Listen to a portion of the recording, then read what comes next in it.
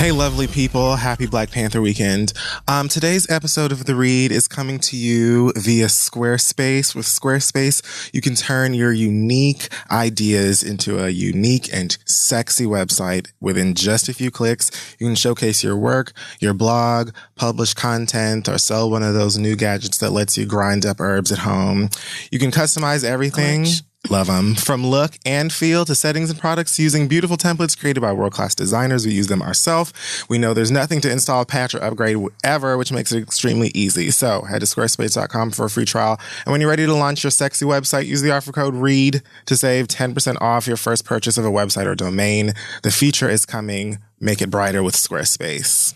Hey guys, the two dopest queens to ever exist are coming to HBO. So make sure you gather around your TV and prepare yourself for the comedy coronation of a lifetime. That's right. Jessica Williams and Phoebe Robinson, aka Two Dope Queens, are bringing their hit comedy podcast to HBO in a series of 4 specials that started earlier this month. They're running all through Black History Month, filmed in front of a live audience at the King's Theater in Brooklyn and directed by Tig Notaro. You won't want to miss it or you will regret it. So make sure you check out Two Dope Queens weekly on HBO. Again, that started February 2nd. Check them out every Friday in Black History Month. And now let's start the show.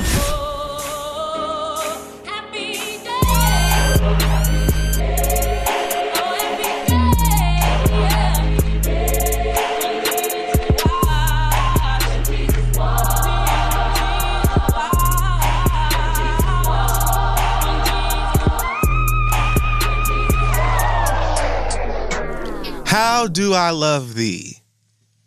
Let me count the ways. Okay. I love you for your skin's pure sheen, for your 2 sweet lips with teeth in between. Oh, no. I love you for your gorgeous bod and your hair that's strictly mine. I love you in all kinds of weather, 'cause baby, you is all together. Help me, God. Now, the month's theme, think of the month's theme. Think of, I feel like there are context clues. The month's theme.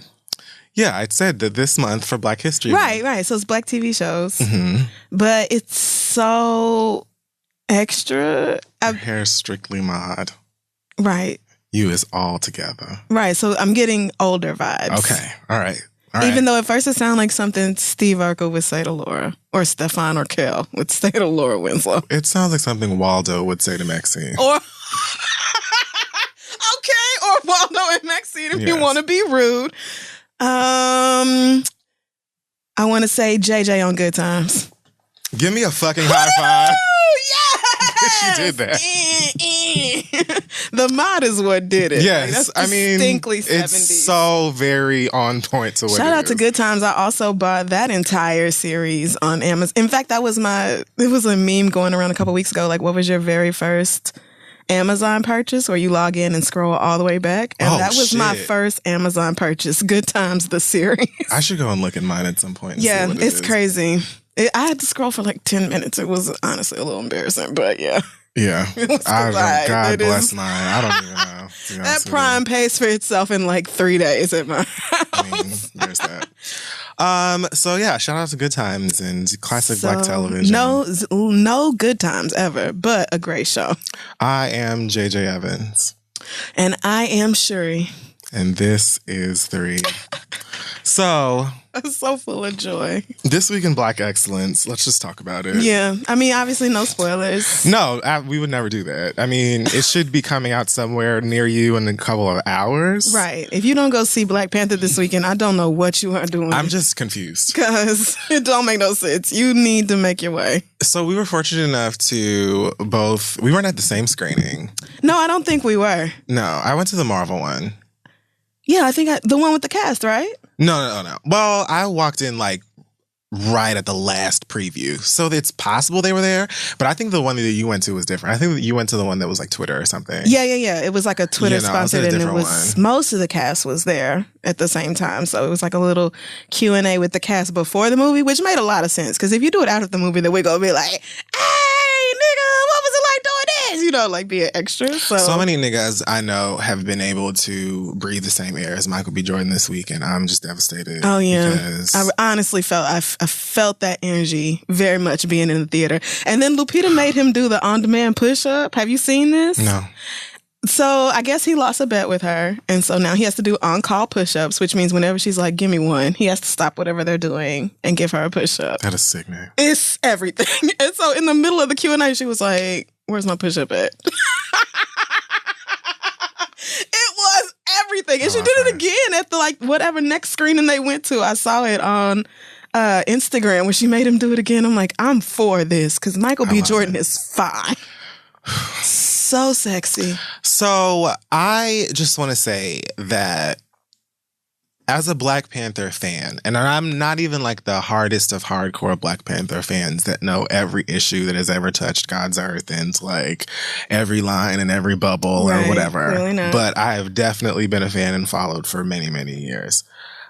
First of all, I can't even explain like the glee in not only being a Black person to be able to witness this type of film, but like a Black fan of comics and this part. I can't even believe this is happening, to be honest with you. Like, I cannot believe it's real.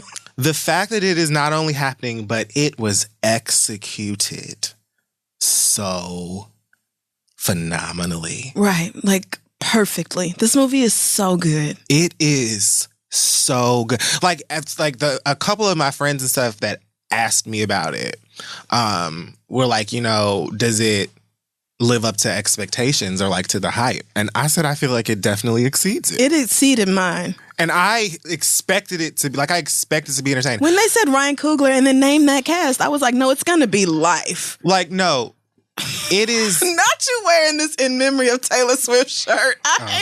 I just threw something on. It was black. It matched. Whatever. We're not here to talk about white people. We're here to talk about Black Panther. Black Panther, like the acting, so the cinematography, the designs of the set, the costumes, everything. Even the fight scenes. The fight sequences were amazing. The special effects. Fucking the whole cast. The entire the entire cast. I'm just going to be quiet before I say too much. Shout out to Angela Bassett.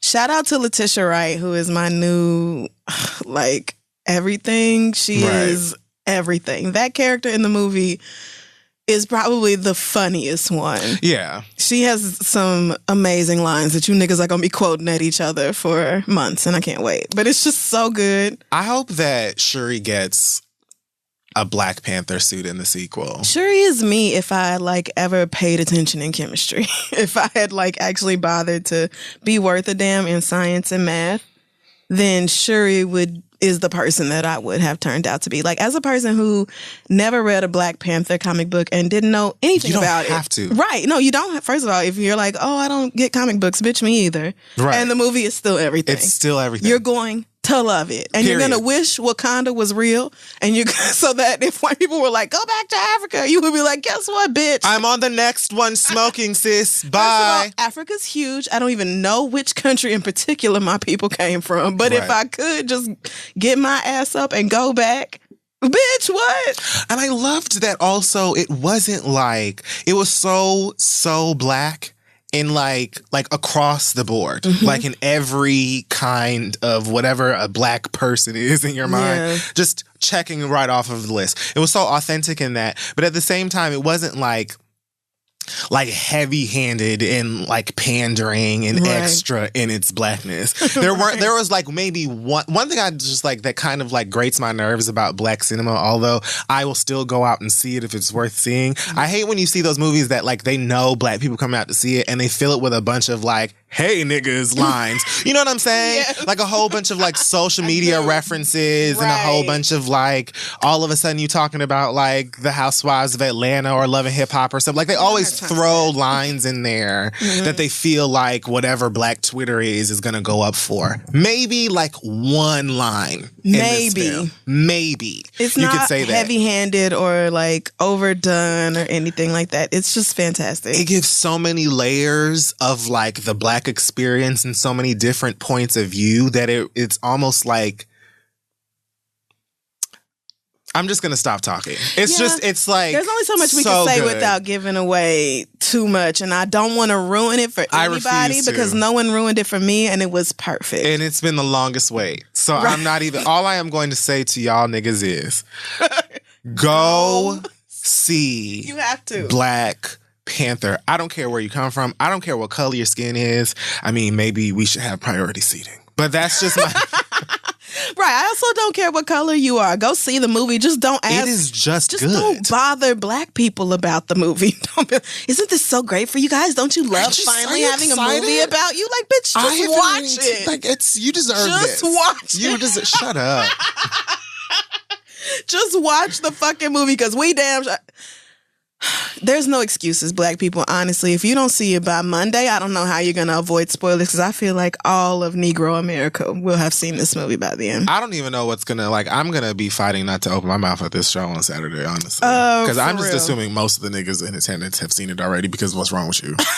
Right. A couple people tweeted me like, oh no, on Saturday at the show, I hope nobody spoils it. I'm trying to be considerate. Yeah. Because it's technically the weekend's not over. Right. The weekend is not over. And a lot of people go Sunday after church. Right. A lot. Especially us. Yes. Especially blacks. That's true. It's going to be a lot of people planning that sort of thing. They're already saying that the movie is like anticipated to rake in like over 160 million in the opening weekend alone. So, I mean, a large percentage of that is thanks to you.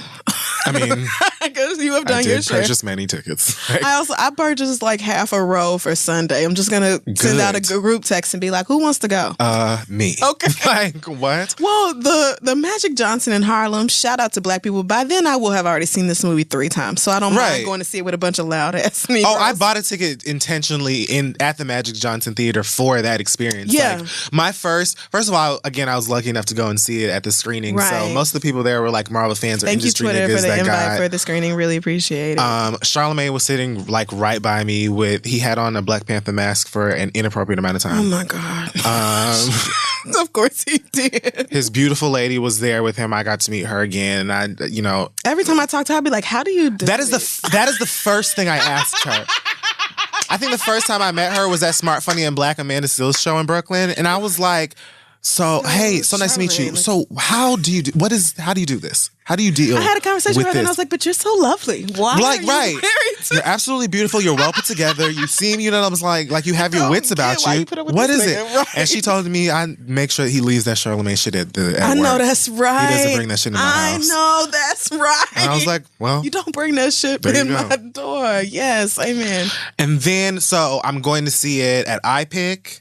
I actually got another ticket, but I feel like those times overlap. So I've seen it already. So I'm going to go to iPick and get drunk and high and then watch it again. Right. And then I got tickets to go at Magic Johnson Theater because I just have to experience it opening weekend around niggas. Yeah. I would have already seen it twice. Mm-hmm. So I'm not like, you're not ruining anything for me at this point. Right. Because I need to hear I'm very glad I went to that screening because I got to hear all the lines. And right. People were like having a good time, but not doing the most, like weed. Right. Right, but the Magic Johnson Theater is showing Black Panther like every 30 minutes this week. That's there are fucking so many right. Screenings. Absolutely. Black. There are so many screenings. Negro. Or there's so many showtimes this weekend. So just find $20 or whatever it costs in your city to go to the movies because this shit is everything. The only excuse that you have to not have seen this movie this weekend is either like financial issues that I understand. Right. Or there were literally none left. Mm-hmm. Like none. Or like something happened to your grandma or something. Everything else is just like emergency. Everything else is like, girl, I don't know what she was thinking about. Right. Because it's only so long before niggas are going to start tweeting all the good quotes and bootleg Instagram videos going to be going tomorrow night. Are you kidding me? Like, expects that tomorrow by like a smooth 8:45, 9, that they're going to be uploading the girls. So just... It's so good. It's we have really already well done. talked, like, think about how we discuss Scandal. Think about how we discuss Shmurda. Right. Think about how we discuss Beyonce. Like, all of the guidelines of how not to have those things ruined for you. Right. Follow the same thing for Black Panther if you so care. And I would. It is a wang dang doodle of a good motherfucking time. It is so good. It's just good. I'm sorry. Ryan Coogler is a fucking genius. I don't know how that man does what he does, but I've never seen a bad movie directed by Ryan Coogler. And the Ryan Coogler-Michael B. Jordan combination is one that I don't think I will ever get tired of. I need it all in my life. Because, bitch, when I tell you I sat there and cried for 44 whole minutes at the end of Fruitvale. Yes, at the end of Fruitvale, even though I knew what was gonna happen. It doesn't matter. I cried the whole time like a little bitch. I was like, wait, but I'm still in tears. And I feel like that is like, there are like directors, writers, and people specifically that can make that happen because you did know what was going to happen. And obviously that wound is still a little fresh. Right. But like the ability to take the fact that we see it coming, we know what's going to happen, and still make it so like moving and powerful. Yeah. It's only a couple of filmmakers that could do that type of shit. Right. There's only a few, and he's definitely one of them. And I definitely felt when they announced that he was directing, I was like, oh, I know it's a bunch of white folks, even probably over at Marvel and Disney, that are like, let's see how this nigga does. Let's see it. You're going to see with a bunch of zeros after that $sign this coming weekend. It's everything. Also, I'm so excited. The Dora Milaje, how am I not in that? Like, what? They were my favorite part. Yeah. So Denai Guerrera is already just like somebody, like when she walked out at the Twitter screen, I was just like about to break down. Look like this? Because how is your face that fucking... How are you next to Lupita Nyong'o, who also has a perfect face? Yeah. And the both of you are just like equally stunning and in your own ways. And I've seen them work together before because I went and saw Eclipsed on Broadway, which is Denai's play, and Lupita started it. It's really, really good. It's not running anymore. So if you didn't see it, it's just too bad for you. But sucks. It was so, so good. And then to see them in this movie, the fact that there are 4 Black female leads, or like characters that have like real stories or whatever, like actual developed personalities, and they're not all the same. Like they differ in some ways, and they aren't always on the same page, and it's just like, but still 4 badass Black women, like each and every one of them, and not the stereotypical light-skinned mixed girl that everybody always chooses, but just like us. Like, oh God, it's so good. Go see it. Go. Sterling K. Brown is in this shit, nigga. What? I screamed. I'm never gonna spoil it. I didn't know if I knew that he was in it. Well, I mean, I feel like that's public information, but I definitely didn't. I definitely didn't know he was in it. Okay, well, hopefully that wasn't a spoiler for you guys. But I didn't say anything else about what he does. So. I mean, whatever. Just go see the fucking movie. And I really want to be. I want to give birth to Shuri. I just want to be that person's mother. She's everything. The whole show could be about why I love this movie. Right. Everything about it. But we're still talking. Every fucking thing about it. Every single time Denai took that fucking spear and went clink, clink. Yes. Oh, God. All right. I'm done. Oh, shit. No, it really, yeah. So Black Panther is excellence this Go week. see that shit. The Black Panther soundtrack is also excellence this week because it is pretty fucking dope as well. The All the Stars video is Black excellence this week because I have never seen such a beautiful, sexy, amazing, colorful, perfect Black video. All right. I think I've gotten all of that out of my system. How long was that? 20 minutes? It was probably a good 15 of just standing for this movie. Maybe only like 2 half spoilers. Possibly. I don't even know. I feel like that was spoiler free. What you said I probably just missed, and what I said was in the trailer. Right. Like, it's nothing. We didn't give away anything that's going to ruin the movie for you by any stretch of the imagination. No, not at all. But you niggas should go see this. You should hurry up. Right. Because as you can tell, we're fighting not to. So there's only so much we can take. And trust me, like, you mad at us now because you haven't seen it, but once you see it, you're going to want to spoil it for everybody else. Just hurry up. So just go see Black Panther. Okay, exhale. So good. So good. So, also this wine is so good. Right? So I went by the wine store and I got a red blend. This one's called Red Schooner, Red Wine of the World, Voyage 5. I don't know, but the label was festive, so that's why I bought it. Same. And I do enjoy a red wine blend. This is the section it was under, so I don't know shit else about wine, but I'm fucking this up. Yeah, it's pretty good. So feel free to give yourself a refill at any point in time if you want.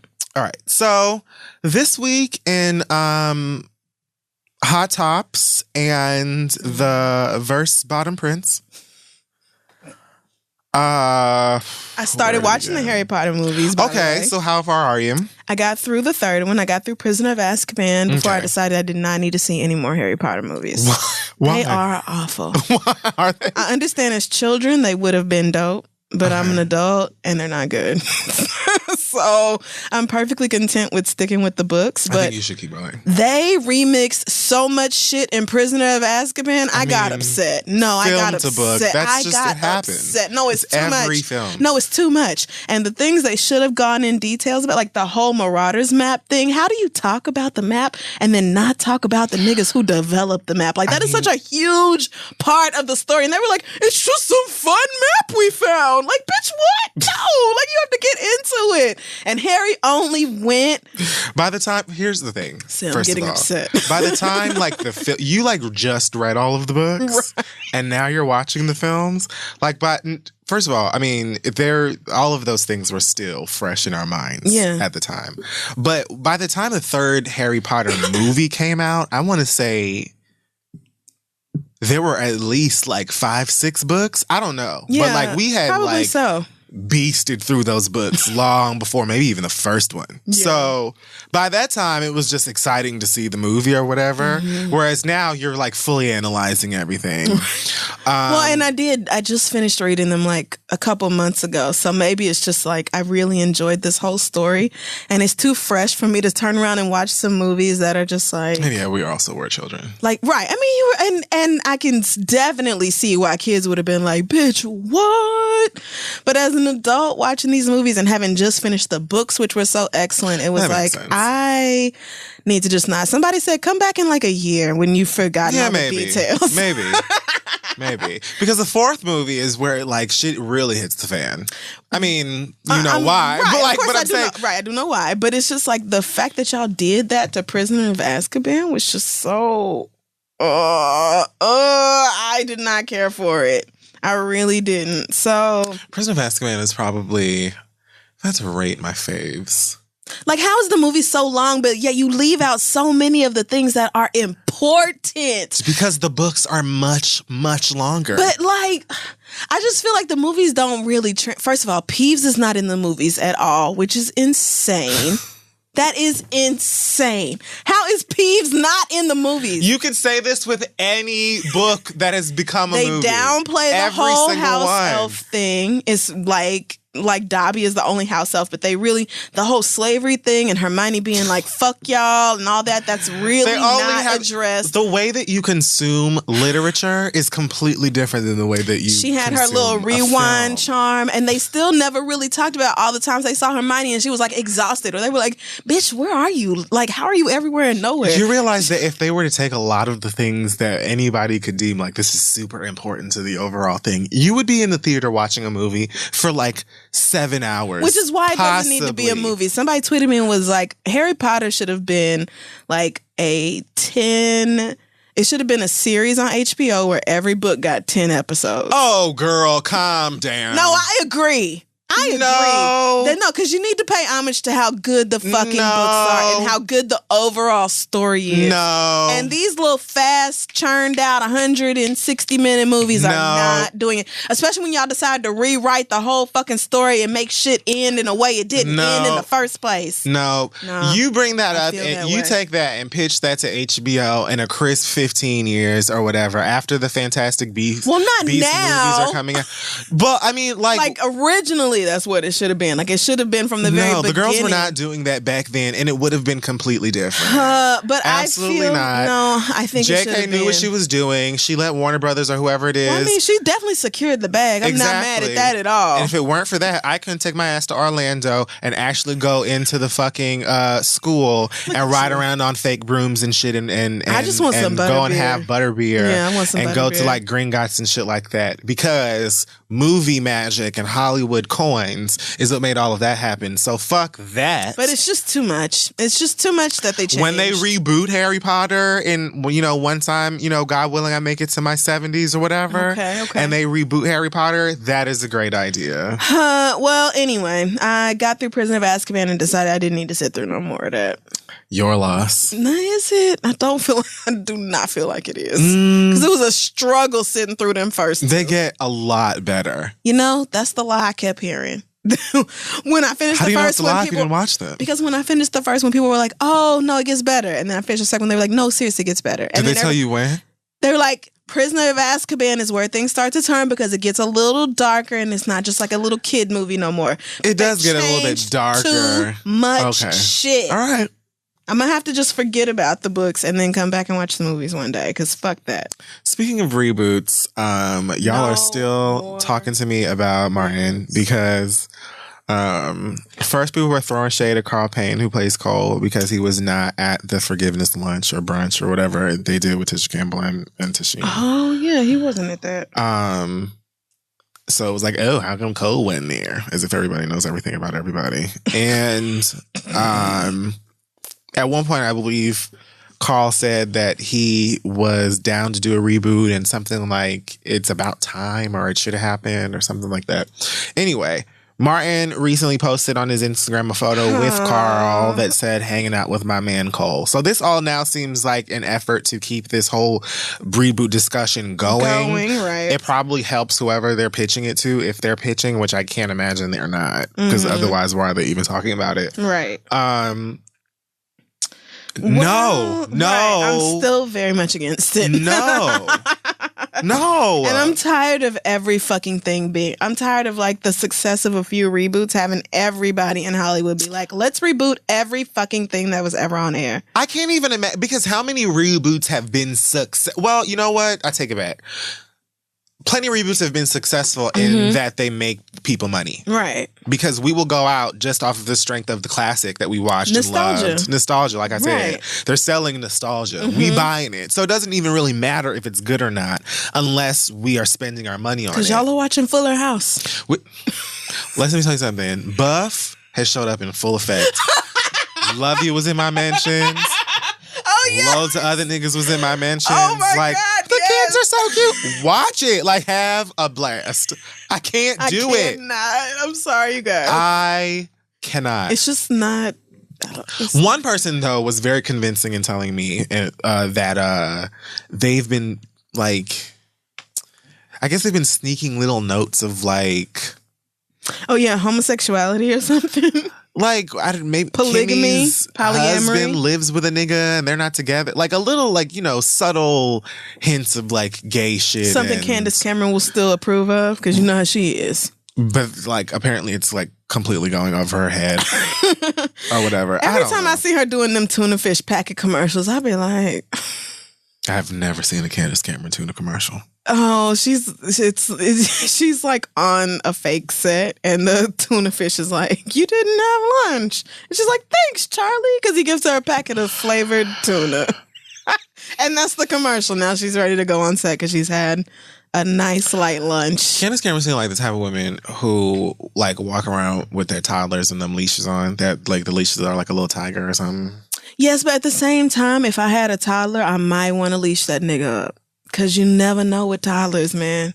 I'm not saying I would, because for so long I have looked at them leashes like, for real, we can't do nothing else with these kids. There has to be like an alternative. But toddlers ain't shit. No, man. I know that. And they just decide, I'll never forget when me and Jade took Noah and her little friend to the zoo a couple years ago. Yeah. And it was 3 adults and 2 people under 5, and we were tired. Because toddlers just decide to take off running. Yeah. And they don't look to see if anybody is coming. They don't give a fuck. Right. So I can kind of see the appeal of wanting something where you could just yank that nigga back real quick and be like, where the fuck are you going? I guess you got to know your kid and know what you can and cannot put up with. But for a long time, especially when they first came out, them leashes, I feel like niggas laughed at those hard. Openly in your face. Like, damn, white woman, you can't even control your baby. I'm laughing and pointing. Like, I don't care. But kids are a lot. If I was a single mom, especially, I think I would. No, that's totally true. I don't think I would, because that is true. I can't be having my baby get hurt, because kids are fucking nuts. So good luck to whoever we was talking about. I don't remember. Oh, no more fucking reboots, please. Oh, yeah. Let's hire new people to write new shows. And on top, like, with what we were saying, wouldn't it be safer to just make a Martin movie? Although I don't really want to see that either. But if you're going to do it, just one and done it, and then, like, we would just spend our money to see if it's good, and if it's not, you still have our money. Like, wouldn't it be different if you try and make it a show again? Because then, like, are y'all really going into the writer's room planning to write something that can last beyond one season? That's the same thing. Even? Like, who's gonna be writing? You can't possibly have the same writer's room you had in the 90s. Because things are not the same. Social media and internet and smartphones and all that shit was nothing like it is now. Like, everything is different. And so many of those shows and those storylines and stuff depends on the fact that technology was not where it is now. And the 90s, especially for Black culture, was so fucking fire that like, there's something charming. I feel like it ages well in the sense that there's just something like charming and fun and nostalgic, obviously, of watching these old episodes and they're talking about, page me or like shit that doesn't even like college kids don't even know what a pager is. So it doesn't happen. It doesn't need to happen. And I really hope that they understand that and respect that. If anything, rather than rebooting, people need to start getting into what's called a spiritual successor. Like, okay, you sound like Iyanla now. Okay, that was rude. Like, Iyanla is a comedic genius, so I should say thank you, but well, you weren't saying it from that perspective, so I'm not taking it as a compliment. I would just like to see more original stuff, because there are so many people out here writing dope new things. Well, hear me out. What I'm saying, like, when I say spiritual successor, I'm saying, like, it would, instead of, like, trying to recreate Martin, have Martin and even Tisha, Carl, Tashina, everybody that you want to bring into have y'all come in and make something entirely different that has like the spirit and essence that made Martin fun and funny and adapt. You know what I'm saying? Like, nothing that's related to Martin at all. Maybe throughout the show at some point like Shanae randomly makes a cameo and it's like, oh, well, maybe this exists in the same like sort of like. You mean like when Bill Cosby and Felicia Rashad had another show? Remember that other show? Yeah, I do remember. But like, I'm saying they don't even need to be in it, is what I'm saying. Oh, okay. I'm saying like make something that is maybe Martin-esque or has like the tone and all of the fun of Martin that's completely different. That way you're not jeopardizing what makes Martin dope and you're not taking a risk. Like, you're just being like, the people who made Martin, that show that you love, they're about to make some new dope shit. You should watch it. Because, like, for what? I like that. Kind of like how Zendaya on her TV show on Disney Channel, Dwayne. That Casey Undercover show? Yeah, but so what I'm getting at is that Dwayne Wayne played her daddy. Oh, yeah. And every now and then they would put in little throwbacks and references to a different world. Yeah. And one episode, what's her name? Jasmine Guy came on too, and they did a whole little back and forth between the two of them, and it was like, white people absolutely do not understand what's going on. Black people are standing right now. Right. Maybe something like that. That's what I'm saying. Like, even if Martin and them were in it, like, I kind of feel like it shouldn't even take on like the life or look of Martin. They could be involved and have cameo appearances. Not the same set. I don't want none of that across the hall. None of that. Just make something that's kind of like, oh, this makes me feel the way that Martin did, or I'm laughing like I did, or like some of the jokes are reminiscent of, rather than you trying to take that same show and make it hot again. Don't do it. It's not because at this point, these characters are in their early to mid 40s, maybe late 40s, and it's like, you can't just give the same jokes to people who are at that stage in life. Like, the show needs to grow up along with those people. So if you were going to reboot Martin, it needs to be like a mid 40s Martin. Like, niggas, shit is different now, but it's not going to be that way. That much thought is not going to be put into it. I feel like I just want to avoid it altogether. Lena Waithe is doing great things with television. I just feel like we should let her write more and let her do She's got whatever. a show picked up from TV. I'm TBS, very excited. 20s. Yes, 20s. So yeah, that's about what I'm a queer saying. woman and her straight friends. Which that's me. I have a lot of straight female friends for whatever reason. Yeah, so. link up with the Lenas of the world and the Avas and I mean, the there's Donalds. just so many. Donald Glover. Just link up with them and be like, hey, let's create some dope shit or whatever. Instead of just trying to take the old thing that you did, because more often than not, all y'all do is say, hey, I got kids now, and being a parent is weird and hard. Right. And y'all gonna be rebooting everything. Next they gonna reboot Homeboys in Outer Space. And then where will we be? Then where will we be? Don't even give them niggas no ideas. What are you talking about? Like, stop. You know they're going to bring back Tales from the Crypt.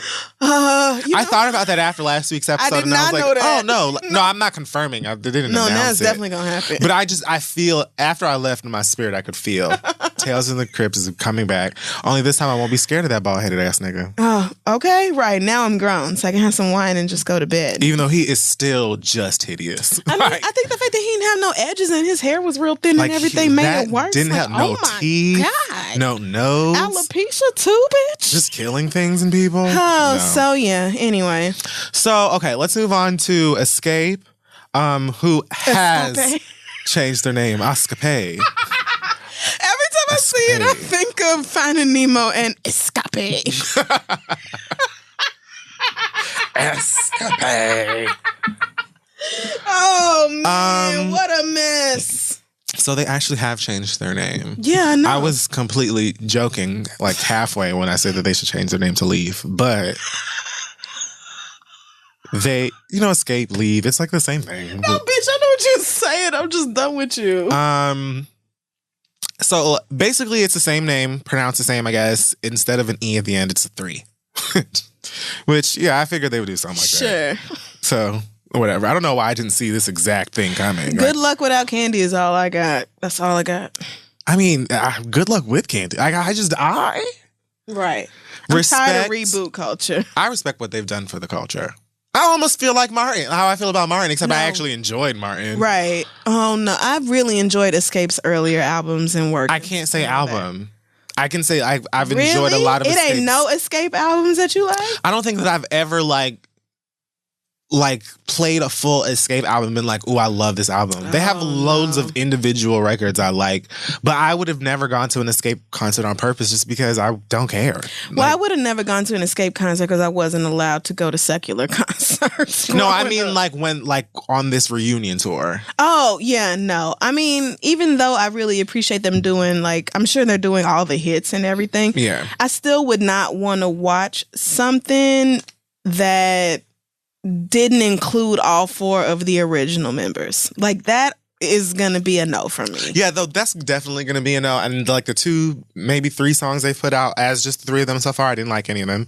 I can't believe you didn't like Off the Hook. Off the Hook, when we would go back to Louisiana to visit my family that we left when we moved to Oklahoma and all that, my ratchet ass Louisiana cousins would let me do all the things my mama wouldn't let me do in Oklahoma. And one of the things was listening to Off the Hook. And so I just feel like that album is so important to me because it came out when I was an adolescent and trying to be grown. You know what then? It's maybe, I wouldn't even say it's a dislike. Who Can I run to? I like that song. I'm just saying. There are Escape songs I like. I can't say that there's a full body of Escape that I'm just I love this album, even the majority of it. Okay. I think it's more of an ignorance, though, than a disliking them. I mean, maybe you were just a little too young to think that's what it was. I mean, right, because I was just I feel on the cusp, because they were definitely making grown folks music, again, that Connie would have never let me listen to. I think my first girl group that I fanned for was probably TLC and the Destiny's Child. Too. Well, no, the first girl group that I was ever just wow, what is this, was In Vogue. Yeah, me. Well, maybe not so much In Vogue as it was that one song. That How Does It Feel? No, that's not it. What was it called? I don't know which song. It was a huge song. Oh, but they had a lot of good ones. Don't Let Go. Don't Let Free Go. Your Mind. And My Lovin'. That's what it was. Never Gonna Get It. Never Gonna Get It. Oh, yeah. Me and my little friends would sit up in my room and try to recreate it. I think the first In Vogue song that stood out to me was definitely Don't Let Go. But I heard that one, I think. I've heard all of the music. Like, the music was always playing in my house, in a car or whatever. Like, the standout record for me was Don't Let Go, and that video with, I want to say, Mekhi Phifer in it. Yeah, because it was off of that one movie, right? Soul Food? Yeah, I want to say so. I want to say that. For a long time in the 90s, so much good-ass music was released with soundtracks. And so they I was just talking about this. They would put videos from the movie in the official video. And it was everything. Why niggas don't do that no more? I was just talking about this. Like, the soundtracks, especially for Black movies in the 90s, you've got Soul Food, you've got Sister Act, you've got The Preacher's Wife, you have Waiting to Exhale. Like, these soundtracks. Yeah. It is Don't Let Go. And it's scenes from Set It Off. Oh, fuck. Sorry, Black people. Yes. Damn it. Mekhi Phifer is in the video, though, because he's sneaking around pretending to be everybody's boyfriend in Vogue. Yeah. You young niggas don't know nothing about the Set It Off soundtrack was lit too. It was, bitch. And the I'm so mad I can't remember the Whitney Houston movie. This fucking wine. Yes. I don't know why that escaped me right there. Yeah. But the Waiting to Exhale soundtrack, it just changed my life. My grandmother, maternal grandmother, would play the Waiting to Exhale soundtrack in her car every time I got in it. Yes. Like, which I imagine she just played it all of the time. But every time I was in her car, whether she was picking me up from school or whatever, we were listening to the Waiting to Exhale soundtrack. That's real. She's a real one. For whatever reason, escaped me. Brandy and Sitting Up in My Room.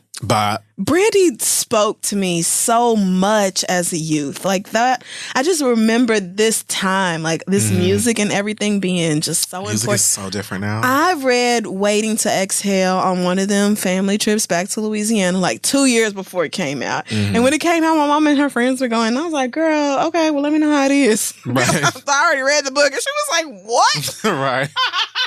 Like, your little ass. It's how could just, you possibly? It was just like this, I don't want to say golden age because then I really sound old, but it was an era. It was an era where you could just enjoy things, but you had to be present for the things. Like the internet was not nothing was on demand, bitch. I used to sit up and play tape songs off the radio. I don't remember who said that to me for the first time, but we've been living in the on demand era for like a while now. Yeah, people want. We don't have to wait for nothing when it's convenient to them, and it works in a lot of ways. But there was something special about having to be present in that moment. Like, even when like Michael Jackson and motherfuckers would have music videos that would premiere on TV at a certain time. Premiered, you had to be watching TV to see it. Everybody I know can remember where they were when Scream came out. Because my auntie was a Michael Jackson stan. And again, we were in Louisiana. What the fuck? Right. We were in Louisiana when it came out. And she was like, everybody shut the fuck up. Quiet.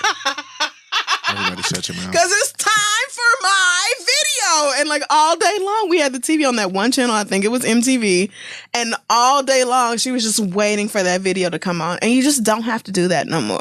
But I remember when TiVo was a big deal. I remember this. When niggas was like, you can rewind, you can fast forward through commercials, and now on demand and DVR is so like standard in every cable package. It's like almost if you don't have it, like why not? Right. And a whole lot of people just don't have cable because you can watch everything on Hulu. I don't even know why I still have cable. I ask myself this like once a week. I have cable for DVR and on demand, honestly. Like to be able to see any fucking thing I want to.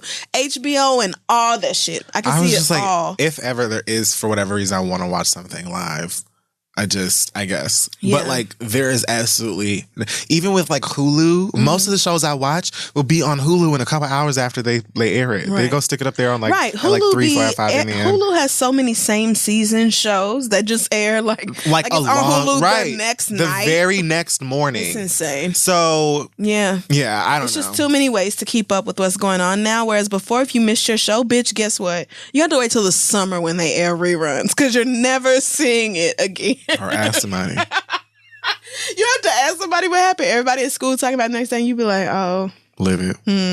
Well, good luck to Escape. And wow, here we go again.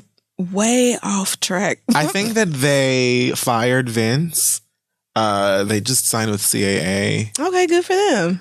CAA, bad bitches link. I don't know what what that. But either way, God bless them agents and everything. representation and all that. Yeah, that's great. Tiny seems like a lovely, like a very nice person. So I wish she does the best. Them eyes are still what they are, but Tiny seems like a behind sweet them person. is a soul that she means is it. Rich. Yeah, she means it. Puffy recently, I don't know why it's like I'm allergic to Diddy. I never liked Diddy. Even when it was all P. his Diddy, names, right? I've never Diddy just sounds ridiculous. Not that Puffy just sounds super but I've Puffy always is what I call him, or Puff. Or Puff. Yeah. Anyway,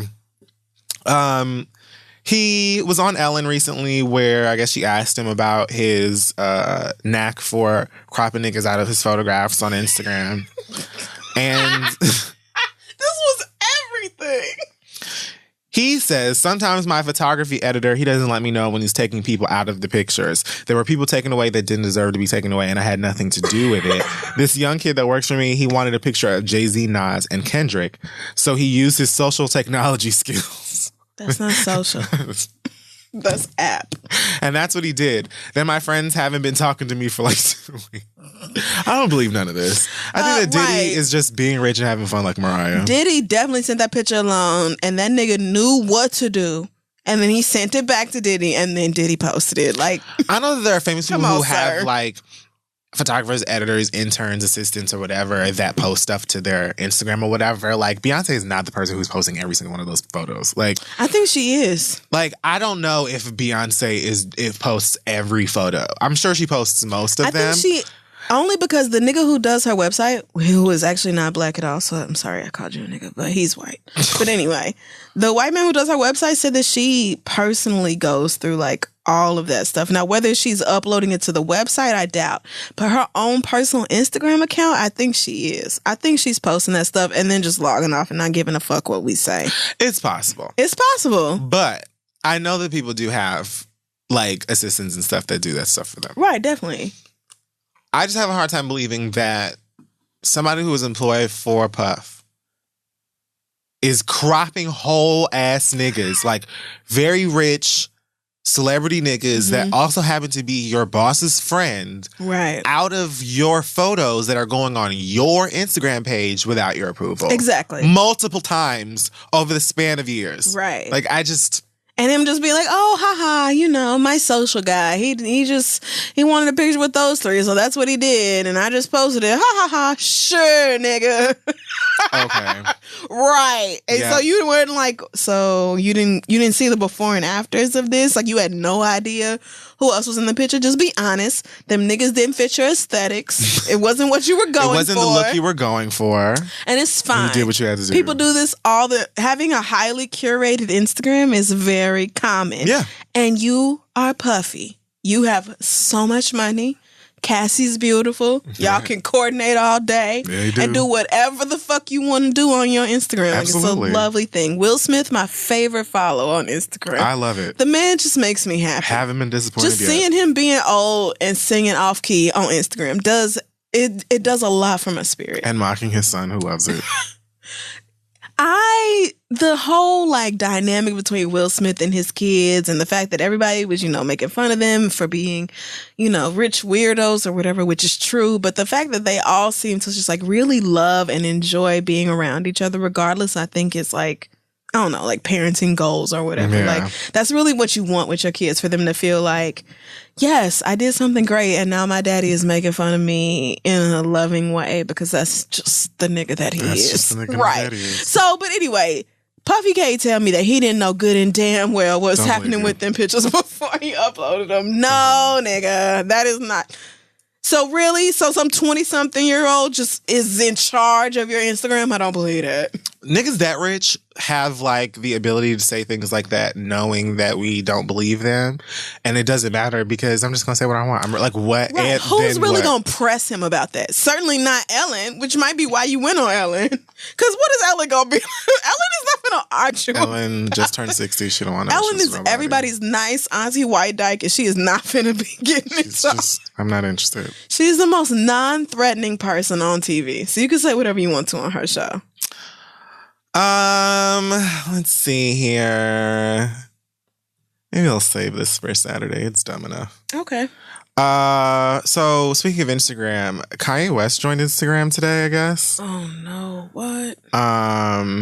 Let's see. And I'm trying to see how long ago this was, because on the ride over here, that's what I noticed. And his first post was like 3 hours from then. So let's say, yes, this was 5 hours ago that he joined Instagram.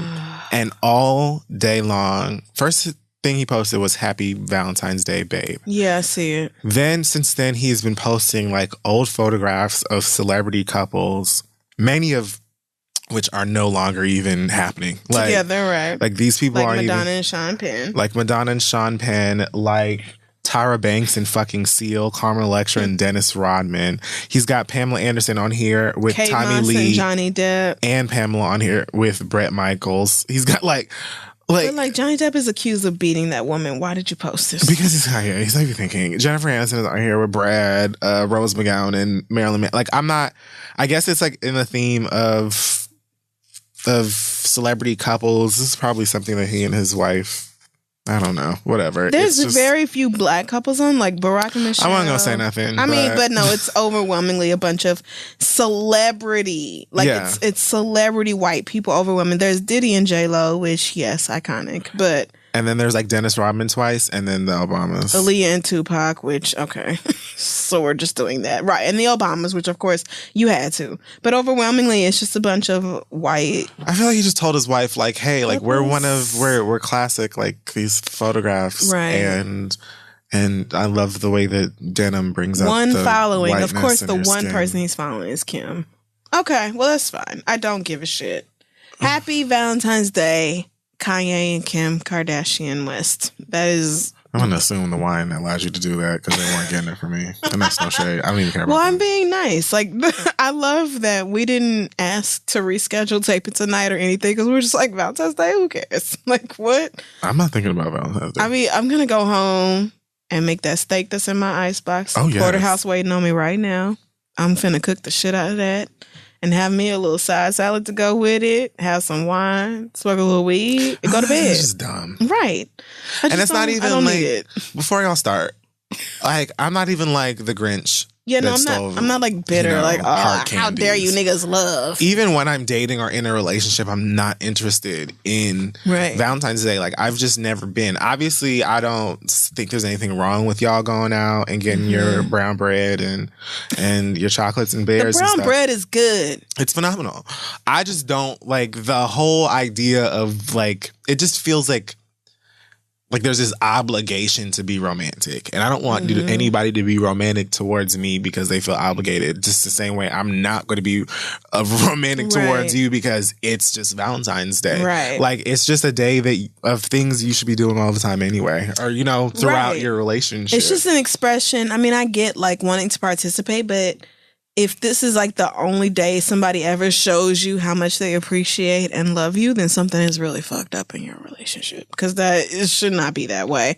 And even last year when I was in a relationship, I remember just going to that nigga's house and eating dinner and then we just fell asleep. That was coming directly from my mouth next. Like, that's all, like, of an amazing, perfect Valentine's Day for me is dick before food.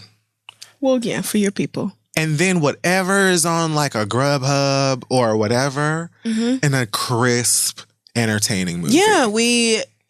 At home. Yeah, my ex like cooked dinner or whatever and we sat down and ate and watched a movie I had never seen before and went to sleep because everybody had to go to work in the morning. And it was so fun. Happy Valentine's Day to us. Yeah, I got some flowers and some candy and shit and that's enough. Like...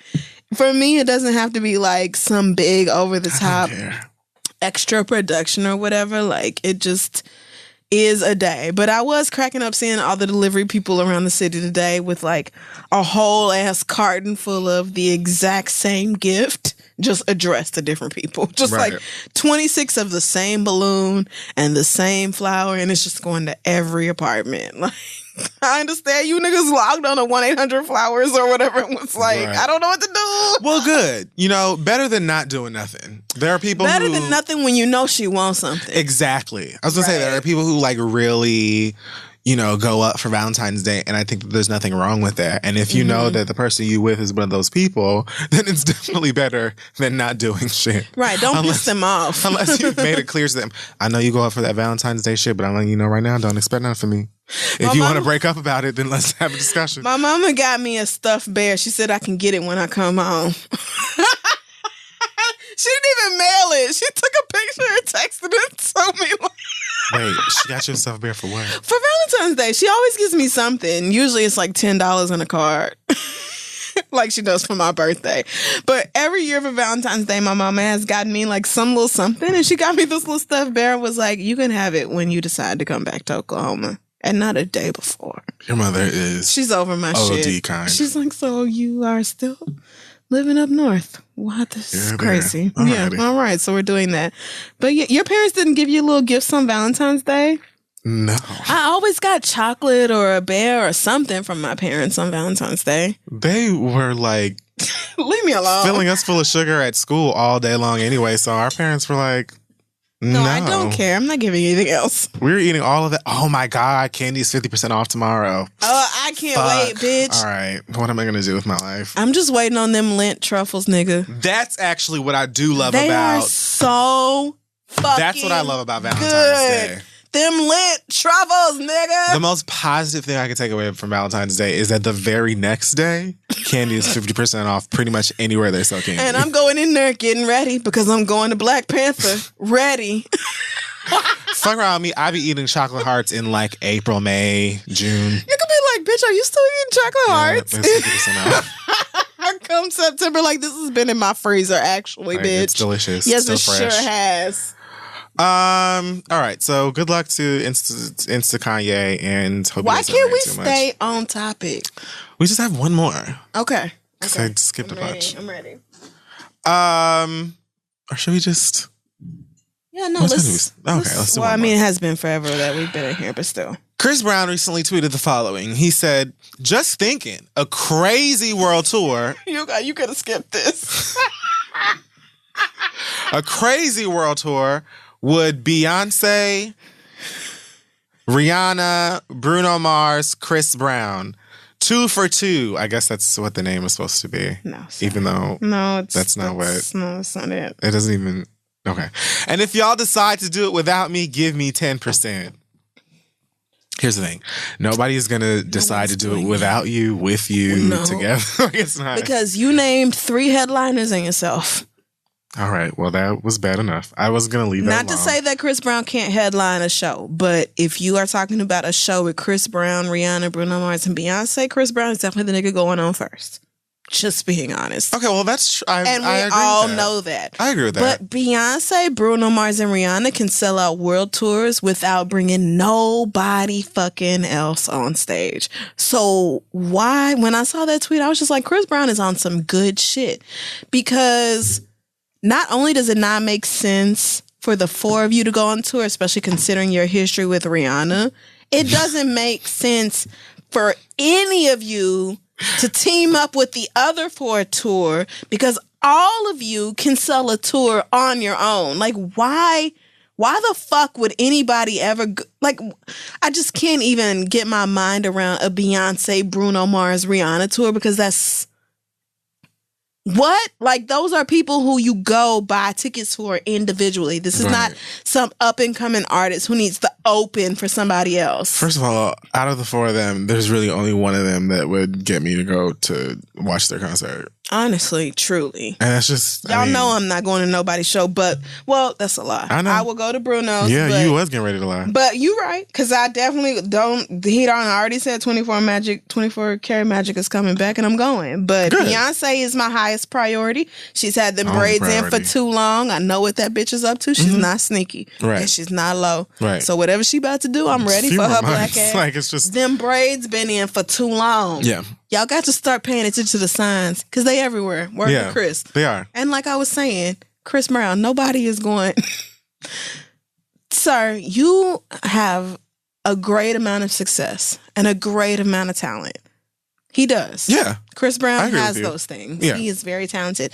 What I want to see from Chris Brown is less of him comparing himself to other artists and more of him focusing on his own craft. Because where I feel like Chris Brown is starting to fuck up is that he's not growing with his audience. Your audience is not a bunch of 16, 17-year-old kids out here wilding and all this other shit no more. Like, they're parents and they work 9 to 5. Like you are, right. Right, like you are. And at some point, every artist has to say, okay, it's time for me to evolve in whatever way. And I feel like Chris Brown hasn't gotten to that, let me grow the fuck up with my music yet. Like, of course, he's made songs about Royalty Rain or whatever her name is. Wow. And I'm sure it's everything. She's so great and all that. But even the album named after her was a bunch of sex shit. That was weird. Like the title track. Like, so I feel like Chris Brown's audience is waiting on his music to grow up with them the way Beyonce's did with us. Because there's a definite mark between when Beyonce was managed by Matthew and when she wasn't. You know what he needs? He needs like, oh God, I'm so sorry for making this comparison, but he needs like an anti. Like I feel like Chris Brown needs an album that is like a vacation from the usual for him.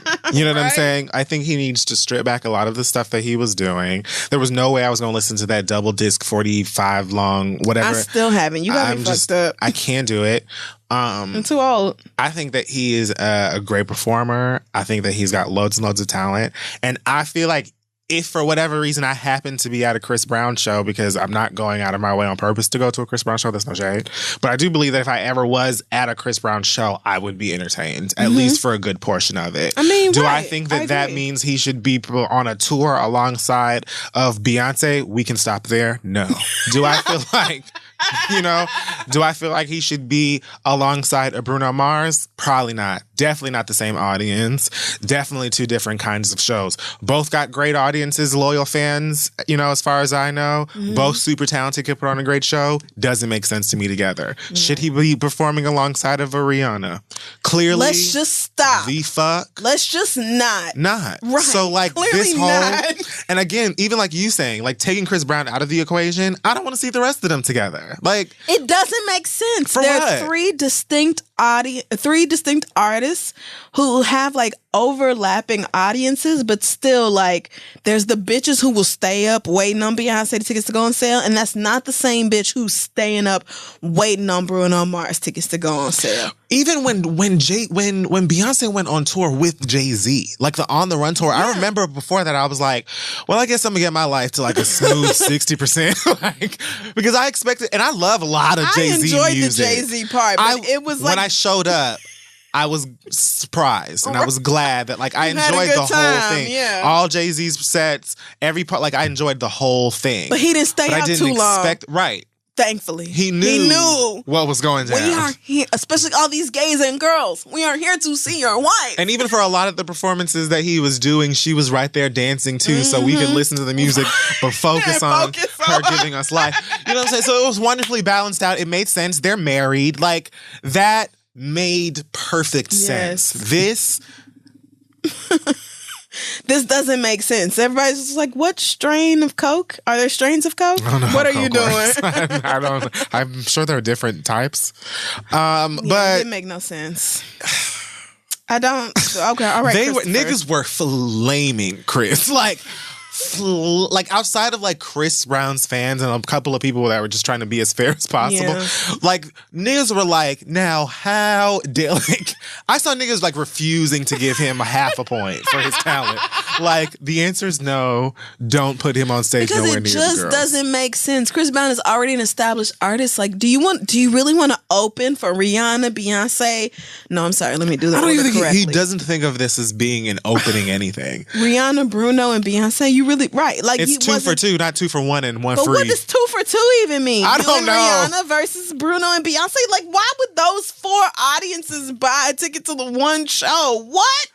The audience gonna start boxing before you even get on stage. Chris is nuts. People have been arguing with themselves in my mentions for days. Thank God for Mute This Conversation. I don't know what you niggas be going on. Oh my gosh, about. Mute This Conversation is it's the only reason like, I can be on the internet. All right, so that's it this week for Hot Tops in the Verse Bottom Prince. We'll be right back.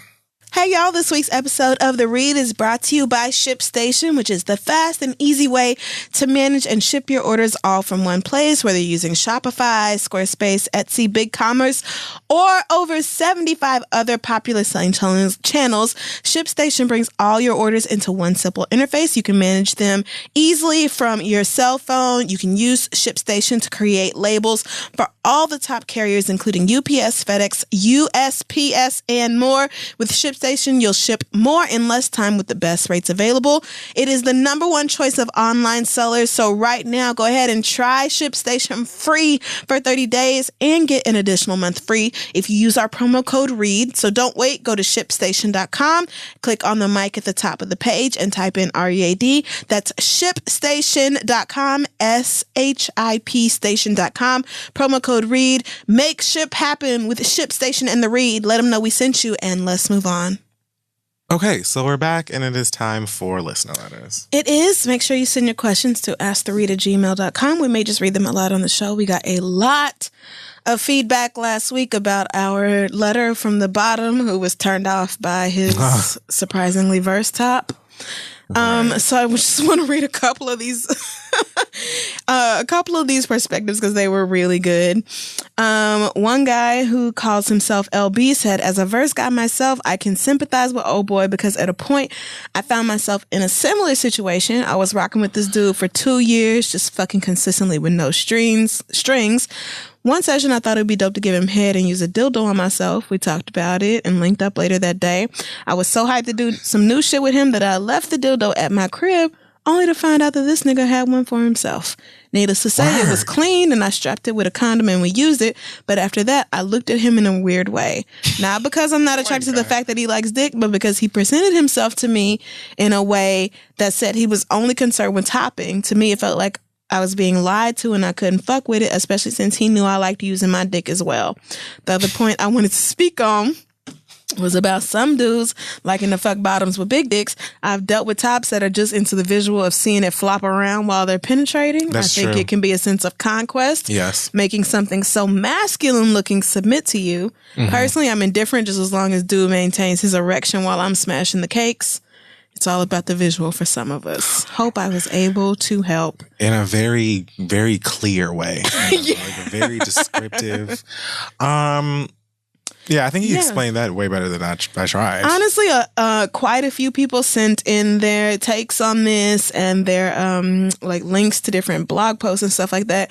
So thank you to everyone who sent in your opinions. I just felt like that one pretty much neatly encapsulated everything. Yes. Like, I get it because I was told I was getting a strict top and that is not what I got. Right. He had a dildo waiting at home for the moments when he felt like a nut. But right. I would say, just like, you're allowed to be into whatever you're into and not into whatever you're not into. Mm-hmm. But keep in mind that a lot of that is like a societal thing and just things that niggas put in their heads that they should present themselves to you one kind of way. Because look at that young man on Love and Hip Hop Miami talking about how he's afraid to come out and he doesn't want anybody to know he's gay. And I'm like, how?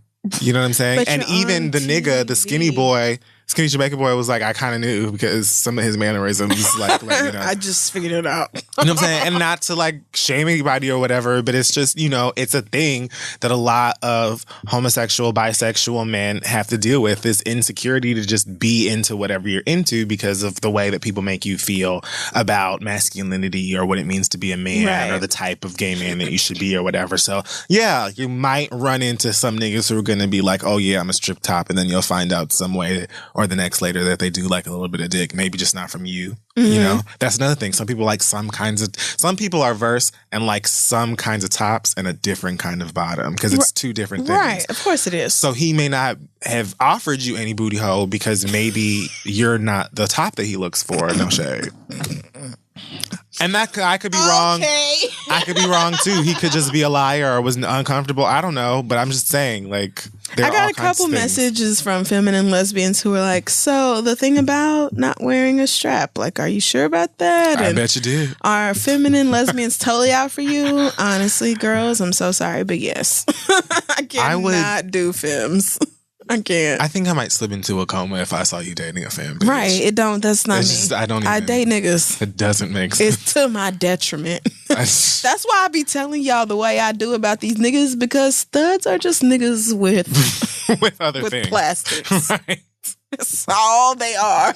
You retweeted that bitch who broke down the different sleeves like dykes. It was so funny. Oh my gosh, I favorited it. Hold on. Dykes are lesbians that wear clothes that's too big for them. I almost passed out. The lesbian dictionary. Her name is Didi Collier, I think, or Collier, however you pronounce it. She's fucking hilarious. That shit. It took me out. Studs, stems, which is like half stud. I call them femme-aggressive. Yes. But I like stems. Shape up, perm, ponytail. Femmes and no labels. Like, what an accurate and hilarious. Shout out to you, Didi. I'm so glad. You gave me life. The Twitter video cut off before she could just drag femmes, but then I went and found the whole YouTube video. Oh, you did? I did. Oh my gosh, send it to me. There's a whole YouTube video where she's like, femmes, they just the bitches that dress like girls, but let me tell you something, you're not a femme if you don't eat pussy. And I was like, oh God. I wasn't ready for how real you was about to get. Anyway, that video is so funny. Shout out to that young lady. It was funny. At first I was like, how dare some young man tell lesbians how we can identify? Then I was like, oh, that is a dyke. I'm so sorry, girl. No, you did not. I did. No, At first I was like, really, nigga? How dare you? But then I was like, oh, she definitely has titties. My bad. Okay, anyway. Okay. We're just going to jump straight into our questions this week. A lot of people wanted to hear the black woman, white cop story that we left off from last week. So let's just start off with that. All right. So this question comes from Shataka. And Shataka says, hey guys, what's up? Oh no, it says, my name is Ashley, not Shataka. I've been watching a lot of Family by the Time. I was wondering. That's my show. I forgot that's her name. It's really good. And if you haven't seen Love After Lockup, I don't know what's wrong with you at this point, because it is phenomenal. No, it is. Have you seen Love After Lockup? I have watched it now. Yes. I have seen it now. Yes. So you understand the greatness of Garrett and Jonna.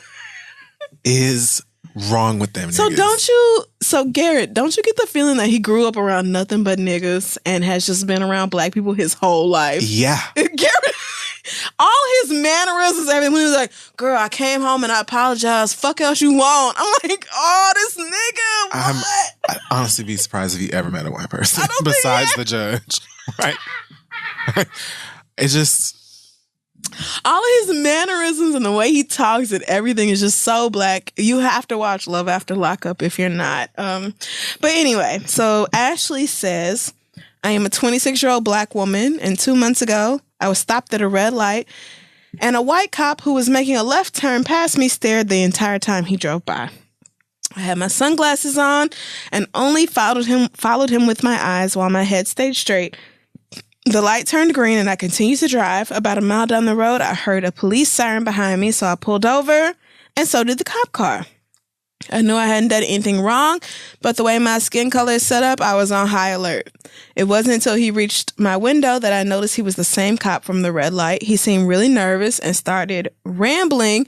At the end of his stuttering monologue, he asked for my number. My first thought was, aren't you on the clock? Shouldn't you be working? But wait, that makes too much sense.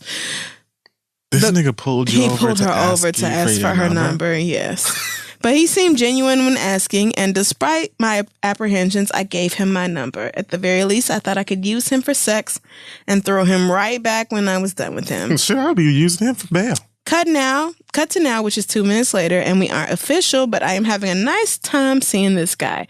He hasn't done or said anything questionable besides the stupid shit men say sometimes. Mm-hmm. Real. We get along. The sex is great. I'm just going to say, I get this point, that's the best you can ask for.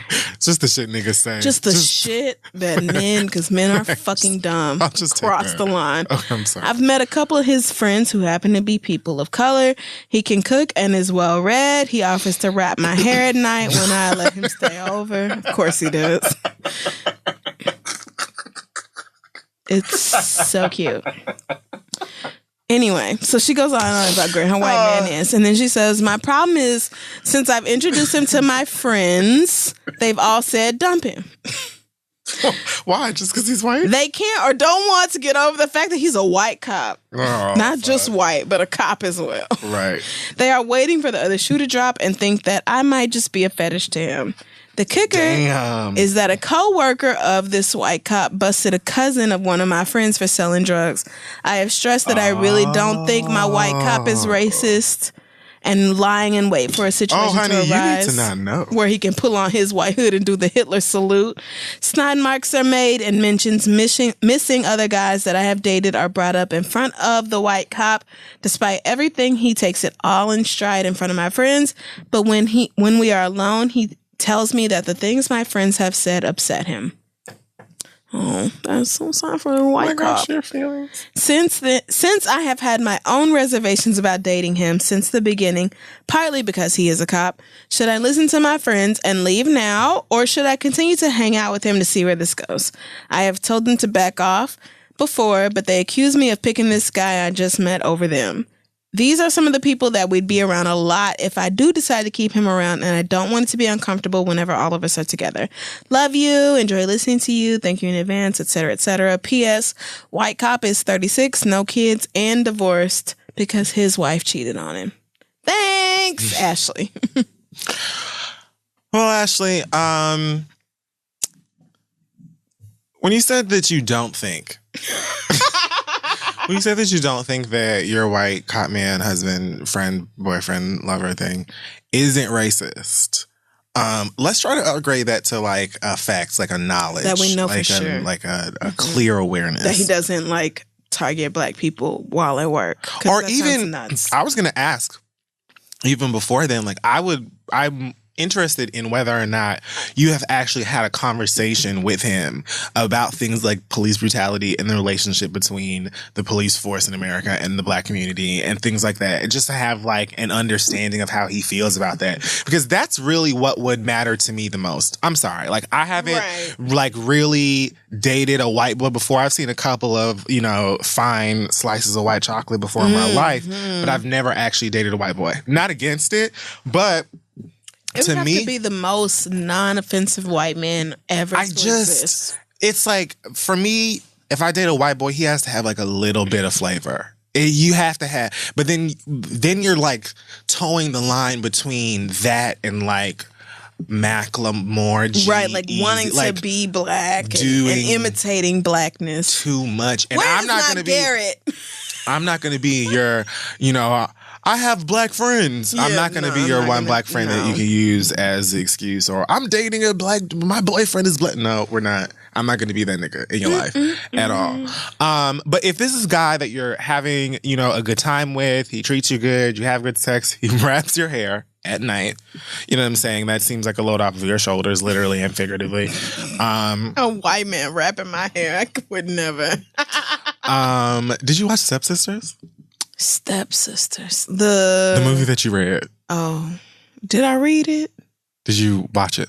Oh. And yes, you did read it. No, I did not watch it. Before it came out. I read it? Oh, because the premise was insane. But I have not seen it yet. Honestly, I've heard too much about it. Did you watch it? I watched it. And how was it? I feel like you won't get past 5 minutes. Okay, great. But that's knowing you. I watched the whole thing and I liked it. But her boyfriend is played, like the lead character, his boyfriend, I can't remember his name right now, but he's played by the guy who plays Asher in Shmurda. Oh, okay. And that's essentially same him. Nigga who was on Orange is the New Black. Yes. Okay. And that's kind of how he is. He's like this guy dating the black girl, and every single time they're out, he has to talk about their black experience and like the African diaspora and like doing the most until finally, she dumps him. Right. Obviously. But it's just a matter of time till that actor has a black girlfriend in real life. At this point. But because I feel like he's in love with old girl on Shmurda. Oh. Yeah. Asia, how do you say her name? Naomi King, the gorgeous, oh my God, she's person. Like there are people with flaws, right? And then there's Asia. No, she's anyway. I'm sorry, girl, for fucking up your name. I mean, you might be right. I'm pretty sure. I'm pretty wasted off this wine. I don't know how to say it, but I know that I have her magazine cover when she covered like Elle or whatever. Yeah. At my house, and then like that same weekend she tweeted me and was like, I was just listening to the read, and I was like, bitch, what? It fucked me up. She's immaculate. She came to like our first LA show, and Alex didn't tell me until after she left. Right? She posted a picture with the hoodie on, and we were like, she was "Oh, bitch, what?" Anyway, shout out to you, ma'am. Yeah, so that's just randomly what that reminded me of. But what I was trying to say is that if this guy's treating you good, you're having a good time with him or whatever, it doesn't bother you that he's a cop. As long as you have an understanding and a trust that he understands the perspective that you're coming from as a Black person, and in these discussions about how our relationship stands with cops and stuff like that, and why my friends are so uncomfortable with you being a cop and blah, blah, blah, blah. Like, the conversation and his responses to that would determine whether or not I still want to be with this nigga. If you've spoken to him before, y'all have talked about that, and he's come, with a response that you're comfortable with and makes sense to you, then I don't think that you should feel pressured to break up with the nigga just because your friends don't like him. Yeah. So, I mean, I agree. Like, it is a touchy situation because you're Black and he's a white person who is a cop, and you just automatically, I feel like I would not be able to do it. I mean, you and Nova are like the same person. You would have to have like intergalactic dick. I just can't. Like, and even just, I mean, like, and maybe he does. I don't know. Stars with each stroke. Like, never, it's like. Right. No, I do know what you're saying. And on I'm just not finna top do that. of that, be fine, clean, and like. Yeah. Right. Exactly. So I don't see it for me, but I do see it for you. And I would say until he fucks up, give him the benefit of the doubt. Exactly. Even though I am hesitant to say that, because I feel like next week your man is going to fuck up. Or maybe he's fucking up right now. Sidebar, because of course we always pull over for no reason. Have you been watching Atlanta? Housewives. I was about to say Atlanta don't come back so till sorry, March. Have you been watching Housewives of Atlanta? I don't remember if I watched the most recent episode or not. Well, I don't think it's happened in the most recent episode, but did you see when they were all at that party with Eva? The first episode that Eva was in. Yes, and everybody was upset ambushing over Cynthia over Cynthia that and boy she her, dated? right, that boy. Man, I'm sorry. No, I mean, whatever. Whatever, right. That boy person. I am someone who believes like a nigga will always give you a reason to not like him besides me not liking him. Right. So I don't have to like dash up to you and so be true. like, you should leave that nigga because this is how I feel about him or whatever. Like, I don't really have to say anything. He'll, at some point or the next, he will give you a reason to be like, I don't want to be with this nigga no more. And whether or not you leave him. Whether or not you leave him is up to you. Yeah, it but is. I don't have to be stuck on, I don't like this nigga or I don't like this nigga for you because X, Y, and Z. And you should leave him because of how I feel. Right. Like, he gonna give you a reason to feel that way anyway. And you probably gonna come tell me and then I can co-sign it. Instead of being a hater. I'm gonna stay out of it. I agree. Like, your friends may not like him, but that's because he's a white cop. And that's understandable. Now, every time you talk to me about Tad, I might roll my eyes, but that's just like a natural reflex, and I can try to work on that. But until he actually does wrong by you, I'm hesitant to be like, "Oh, fuck that motherfucker." You right? know, I can't. I will give him the space to fuck up, but as soon as he does fuck up, it is what it right. is, and like, we're done. When I tell you, like, there ain't no space for you to fuck up over here. The smallest strike one, and you're out of here, nigga. Goodbye. We also got a lot of letters from people who were writing in about the girl who had the situationship with the nigga who was taking the bar, and it was like her birthday. All of them and were that. like, "Bitch, if you don't shut up." I'm actually stunned at how many emails we have from women that were like, "Bitch, shut up. Shut the fuck up." When you are taking the bar, first of all, people were like, it's real suspect that he even said that because you don't take the bar the same year that you're in law school, which I guess I did not know. But I don't know. I would never went to law school, so I don't know how that works. Yeah. But so many people, including Meg, who said, I'm a legal services attorney. I've been with my partner for 10 years. And when I took the bar, we had been together for 6. I barely saw him, even though we lived together. I spent 10 plus hours studying every day. And like, I have no idea what the fuck was happening the entire time because all I did was study. And we got so many emails from people who were like, bitch, it's the bar. Right. Like, he's got to like, you cannot, if you don't study, you're going to be the whole time you're not studying, wishing that you were studying. Right. So it's just like, so many lawyers and people in law school and all that sent in their letters to be like, sis, that's not how it works. I got a bunch of those messages. And honestly, like, I feel like with as much like Law and Order and How to Get Away with Murder that I watch, because obviously I also don't know shit about law school. Oh, I can't wait for the murder scandal crossover. Is that not March 1st too? Yes, along with Atlanta. Black. They fucking with us. I know. Oh my gosh! For Black History Month and beyond. Well, I'm excited. Yeah, like as much as that shit, I don't know anything about the bar or how it works, but I know how. Like I can understand like the magnitude of it. Mm-hmm. So it does make sense that it's just kind of like, nigga, I'm never gonna see you. Like I'm trying to do things with my life. It's just so much work to try to pass that exam. Like, of course not. I'm not gonna be worried about you, girl. Of course not. Like, just send him some nudes. Yeah, so, but good luck to you in particular with your white man. Again, I don't know shit about that, but I'm rooting for you as long as you're happy and he doesn't say anything crazy. Right. Where's the harm in that? Right. And truly, I kind of feel like I feel that same way about Black men because you just never know. It's just a matter of time before they say something homophobic or transphobic or misogynistic, and you're just like... That's what I'm like. Give a nigga the opportunity. He'll do it eventually at some point. No, and if he never does... It's a matter of time. Then, like, good job. Stick around. It's a matter of time. All right. So our next question comes from... Have you seen Grace and Frankie on Netflix? Oh my God. I looked at like the thing the other day and I was shocked it's on like season 4. Yeah, no, they actually just got renewed for season 5. But somebody asked us if we would consider ourselves a Grace or a Frankie. Someone said for me in particular, this is Iman. She said, I see Grace's no bullshit approach to life and Frankie's sense of humor in you, Crystal, but I figured I would ask anyway. I think I am certainly at heart more of a Frankie. Yeah. But I do have Grace tendencies. Like, I don't just let people walk all over me or do whatever the fuck they want. Like, I can definitely be a bitch the way Grace is, but the whole happy-go-lucky, let people live, I'm just gonna smoke my weed and eat my Greek yogurt or whatever that Frankie is, that's all me. Like, I'm very much a live and let live type, but I didn't really think it was like your kind of show, really. Oh no, I love Grace and Frankie. I'm just super behind. And I'm reading here that RuPaul is going to be on season 5. Oh yes. 80. I'm like an 80% Frankie, and I would say maybe 20. Yeah. I see that in you also. Like, I feel like we're similar in that way. Even though that show is just so good. If you haven't seen Grace and Frankie already on Netflix, it is really fucking good. It is, and it helps that both of the lead actors are like fuck Donald Trump at every turn. Both of them.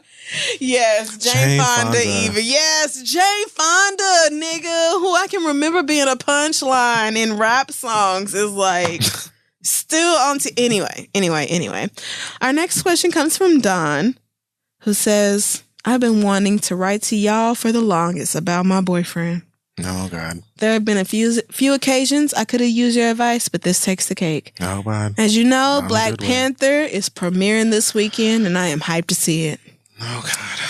I bought tickets for my sister, my boyfriend, who is white, and myself to see the movie at an event screening that's been hosted by Black professionals. Work. Like I said, he is white as a picket fence, and he wants to wear a black hoodie. A black hoodie that has a grayscale photo on it of a masked black man holding a gun through the window of a car door. Wait. Her white boyfriend wants to wear this hoodie that has a black man on it. This is a girl? Yes, a girl is writing this letter, but this is the hoodie. It's got a nigga pointing a gun out of a car window on it. That's the hoodie her boyfriend wants to wear to the screening of Black Panther, right? So she's writing us because his reasoning behind wearing the hoodie is that he would be supporting one of his favorite Instagram photographers who is black. I've tried to explain to him that there is no way of knowing that the artist is black and the hoodie would be seen as instigation. Is that not obvious? He's white, so no. You're right. Okay, you're right. He thinks it would be hypocritical if people wouldn't take the time to ask him about this hoodie before judging. Now, we all know that Black Panther is not a small thing. It is a huge moment. And I bought these tickets back in November. Plus, I'm going to see it several times throughout the premiere weekend because I wanted to make money. I asked my sister, who, by the way, does not like him, and she said that he should go fuck himself. I agree with you. I don't know what to do and would really appreciate what you two think about the situation. I love listening to the show every week. Thanks, Dawn. Okay, so let's just rewind back to when I was talking about us having priority seating. Obviously, that was a joke, right? But in essence, like, I don't care what color you are. Obviously, we're not going to be like, you cannot have as much fun as us or you can't be yourself or whatever because this is black.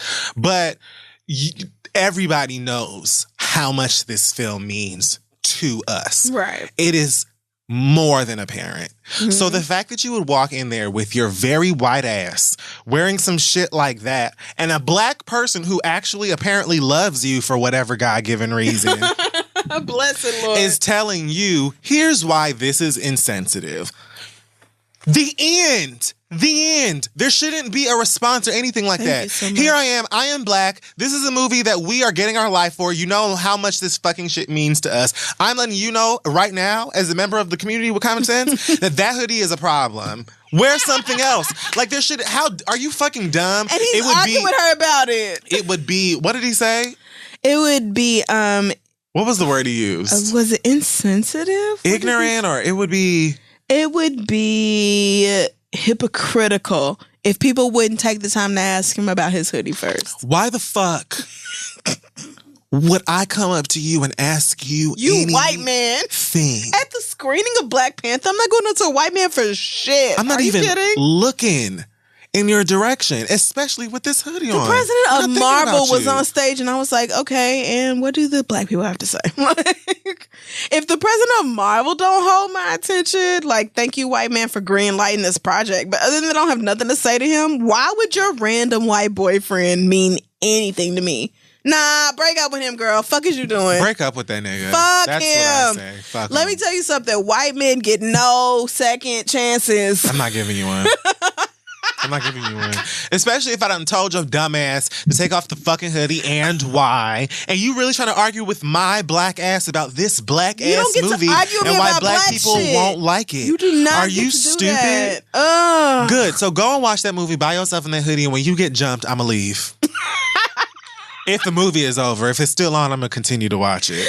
And let them beat your ass and drag you up out of the AMC or wherever the fuck we at. I told the people I was with at that movie, like, I swear to God, if y'all, because as soon as you walked in, the security guard was like, so you can take pictures during the cast, Q&A and all that. Mm-hmm. But if you take pictures from 7 o'clock on, if you have your phone out at all, I'm going to have to ask you to leave the theater. Like, they were not fucking around with us and the whole pulling your phone out thing.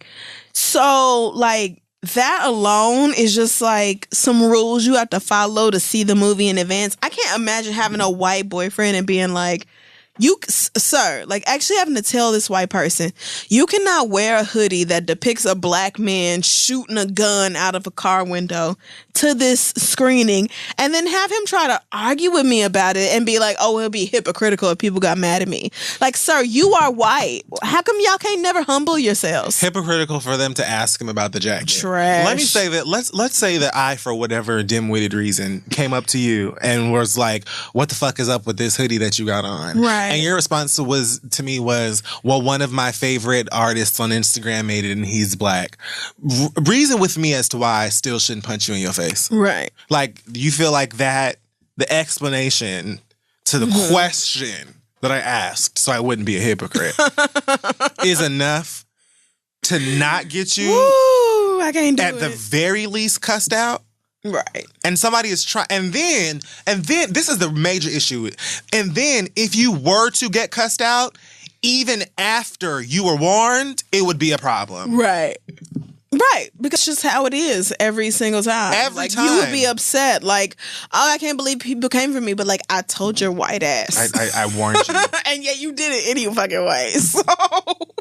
Like, why do white people always have to challenge us about the stuff that we're and stuff that's like common sense on top of that? But even when it isn't, and people are telling you, yo, in this moment especially, we're just trying to have a good time. Mm-hmm. And this may be a hindrance to that. Right, exactly. So why don't you just play ball here and wear almost any fucking thing else? Anything. Why do you have to challenge me? Just put on your Supreme hoodie. Like, anything but this. Right, my nigga. It's better supporting you your walk in favorite there. Instagram artist, somebody we don't know. So why would you even open up your girlfriend having to dealing with that shit? Like, if he can't see it from his perspective, at least try to see it from yours. And if he can't see it from yours, like, you're the black girl who came in this theater with a white man. That's your first check. Yes. No shade.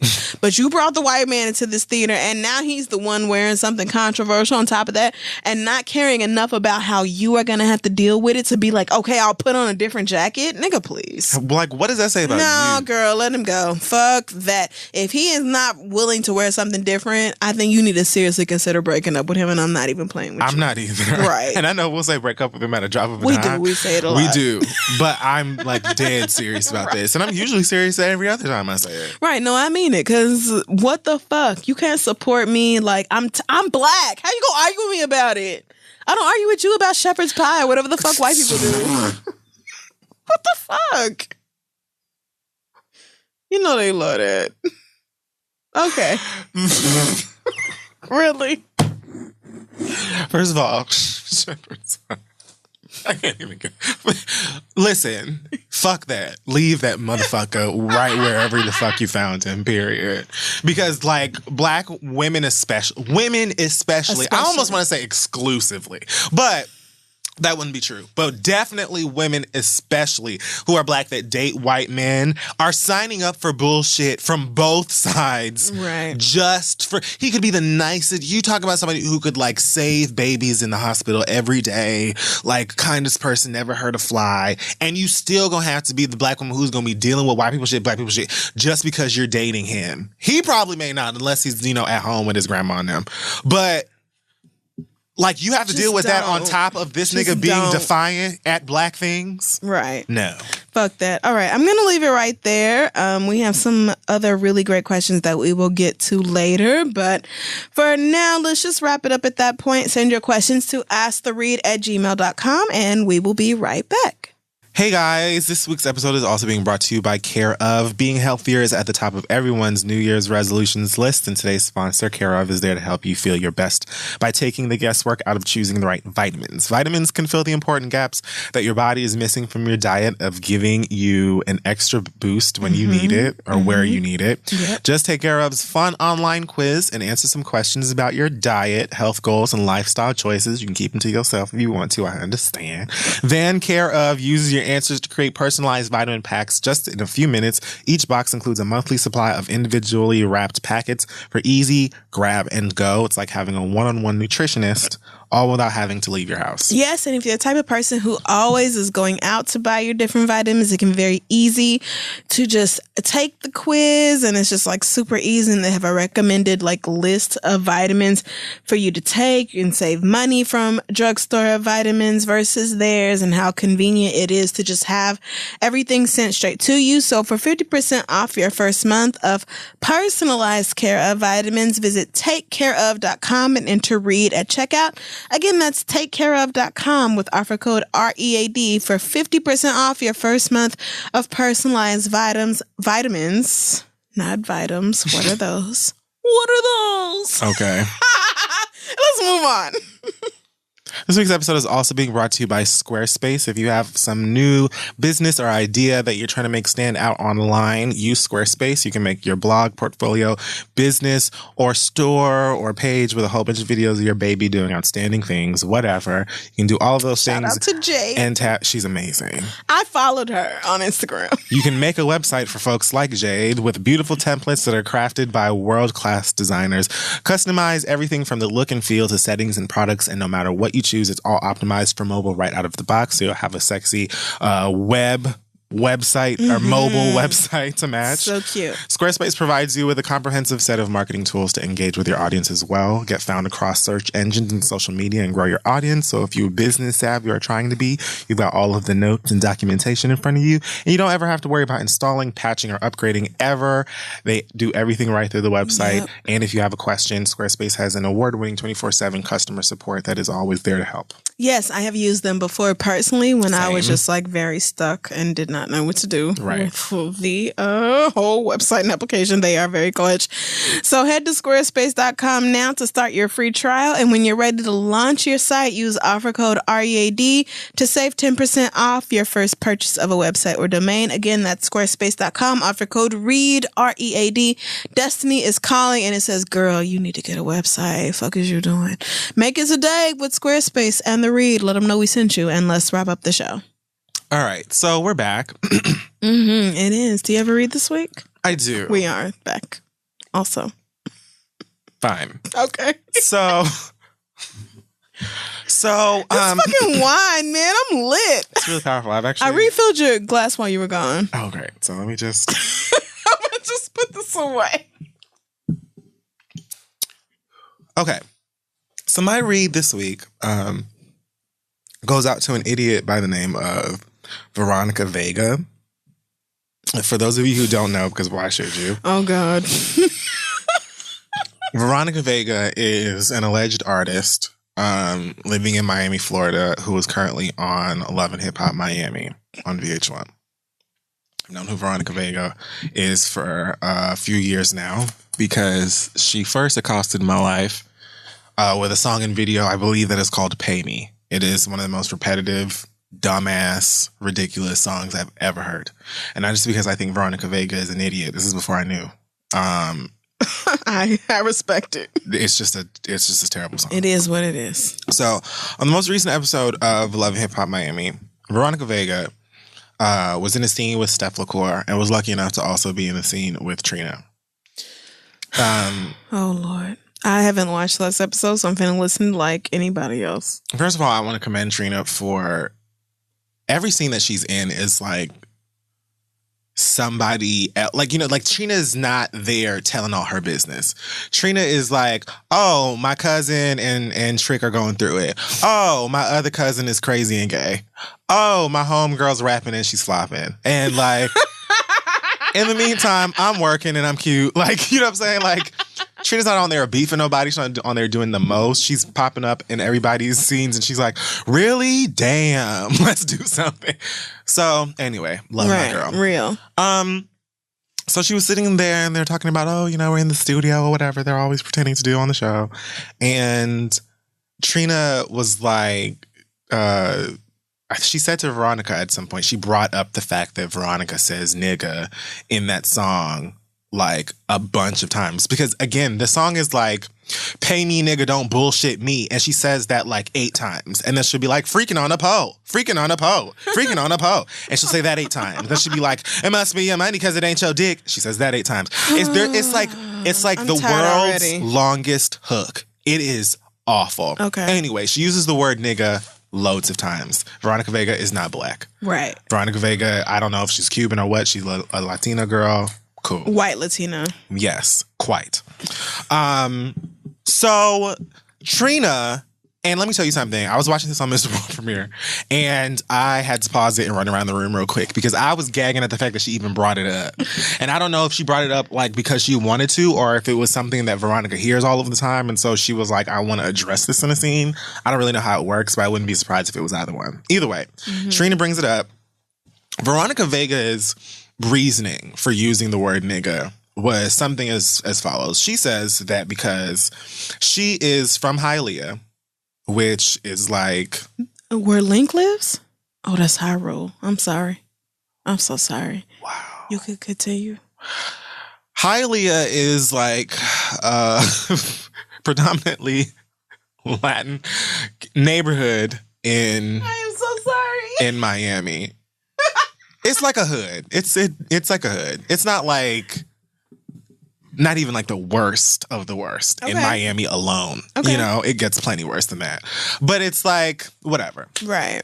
So she says, you know, because she's from Hialeah and she's poor, and when she's around white people, they look at her as just like this poor, trashy bitch. And so that makes her a nigga.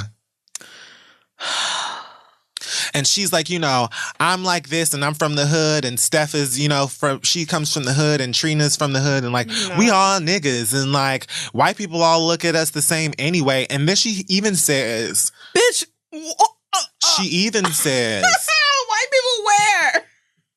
I'm sorry. She even says, look at all the people in Puerto Rico without power right now. All of those poor people suffering right now. Them, they niggas. Oh, no, she didn't. What? Oh, she got to go. What? She got And to so, go. hold on. I really want to see if I can actually play. I don't even know the legalities of this, but I went up for Trina's response. It was like in her little confessional interview thing or whatever, but it just made me laugh. Okay. The point is that, I can understand how you feel, like, because you're a broke hood bitch from Hialeah that I keep thinking Hyrule. You feel like that permits you to say the word nigga, and I'm just not understanding that part. Yeah. So she feels that she's some part black. So with that being said, that's her business. Who is that? Trina. Yeah, that's her business. Trina said, Veronica says the N-word a lot. And she feels like because she's from Hialeah, that makes her some part black. With that being said, that's her business. I love it. Meaning, clearly I don't rock with this, whatever this bitch is talking about, but she thinks she can say I'm going to leave her dumb ass alone. Right, I'm going to leave it alone. I don't have time for that. Sweetie, just because you from the hood, girl, and probably sleep with and really enjoy black men, you just Garrett with a pussy. It doesn't mean that you allowed to say nigga, or you should be allowed. This is again what I'm saying about people challenging us with clear things that we say. It is not complicated how that works. You are not black. All.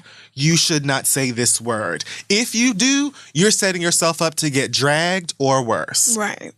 That's just the way things are set up. Period. The end. Most people get it.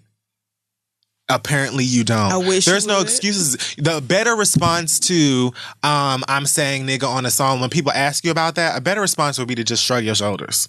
Honestly, just be like, well, I don't. What is the issue? I don't get it. The fuck? What the fuck you mean? Like white people all look at us the same anyway, and we broke anyway, and we all in the same way. Yes, you're a broke girl from Hialeah, you're Latina or whatever, and white people probably look at you differently. Yes, there are words for all of that too. Like there are horrible words that people use for women. There are horrible words that people use for Latina girls. There are horrible words that people use for people from the hood. Nobody's calling you nigga the way that we are called the word nigga. Right. Like maybe some of your friends and a couple of niggas that don't know no better allow you to use that word and call you that word too. But you are not going to say that just because you from the ghetto and you poor or you whatever, you're Caucasian, that you should be able to say that shit too. You sound dumb. Maybe white people look at you like you're trash and you're low class because you be out in public with your leg up on the table like you don't have no fucking home training. Maybe that is what it is. With your trash and low class ass, bitch. She was in the previous episode getting into an argument with that rich girl that threw that water in her face with that drink and had her leg cocked up on the table with this terrible ass posture like she was at home. Maybe that's why people look at you like you trash girl, because you present people, because you present yourself as trash. I don't care how many black backup dancers you have in your videos. I don't care how many black people you know that's cool with you using the word nigga. You're not going to get away with saying that word just because you're from the hood too. It's words that people call you to. Don't let me remind you niggas, I'm also from Miami and I know plenty of girls like this. Men too. And a lot of y'all, quiet as you want to try to keep it. Shit.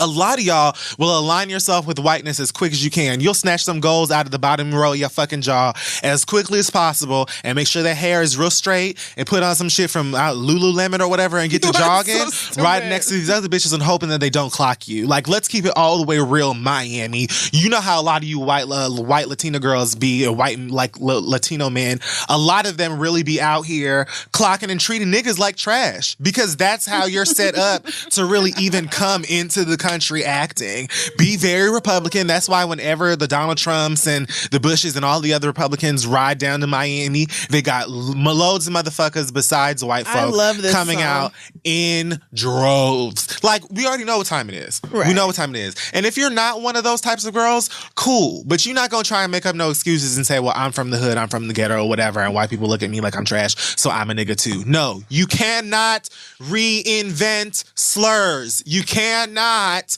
reinvent slurs to convenient you or to be convenient for you after you done said or done some dumb shit. It doesn't work like that. It's the same thing with the word faggot. When y'all say faggot or when Offset said queer, or it was She's dead Offset. Yes. Like, I forgot which one he was. Not you asking me. Like, when people are telling you, bitch, you have no right saying these things, and here are all of the reasons why, especially multiple people telling you the same thing. Mm-hmm. It's not your position there to then challenge us and be like, oh, well, I feel like I should be... Why? After the many years that niggas since niggas reclaimed nigga. Since then, why would we just all of a sudden switch it up and make an exception for Veronica Vega? Right. Like, you can't reclaim a slur that never really applied to you in the first place. That's how it is. If you don't get to do you want that. to take whatever slurs they use for women or for hood bitches or for white Latinas. White Latina girl. If you want to take whatever slurs they use for that and reclaim that and use that as something fun, get it popping or try and make it into a hashtag, that's your business. Right. Because you should understand the plight or the sting. I mean... So funny. Don't question why I stand for this woman. Like, that's on you. You may do that. That's why I feel like I'm free to run around and say fag if I want to. I'm not going to say it to just any old gay person because I don't expect for every homosexual person to be cool with gay people saying faggot freely. Mm-hmm. You know, like, I understand that not everybody feels that way. Right. But for, like, the people around me that are close to me that I have a mutual respect with, I know that, like, you can say faggot in front of me and it doesn't bother me because I know who you are. Right. I know where your heart is. But we have, like, know each other. Exactly. We have that basis of familiarity that you and some random person would not have. It's the same thing with the black community and the word nigga. Right. It's the exact same thing. And that's how I feel about you saying dyke. Like, I don't give a shit if you or Dustin or Asante or Drew say dyke, because what does that really mean to me coming from a bunch of fags? But that's because we're all fucking friends and we can talk like that around each other. People who are not in our community and we don't know like that don't get to say that type of shit. And even if it was like some random person saying nigga around me or whatever, like, you have to understand that if you're not the type of person that slur would be targeted for, you don't get to turn around and be like, oh, well, I'm reclaiming nigga, even though you are white as the live long day and nobody has ever in your fucking life called you a nigga.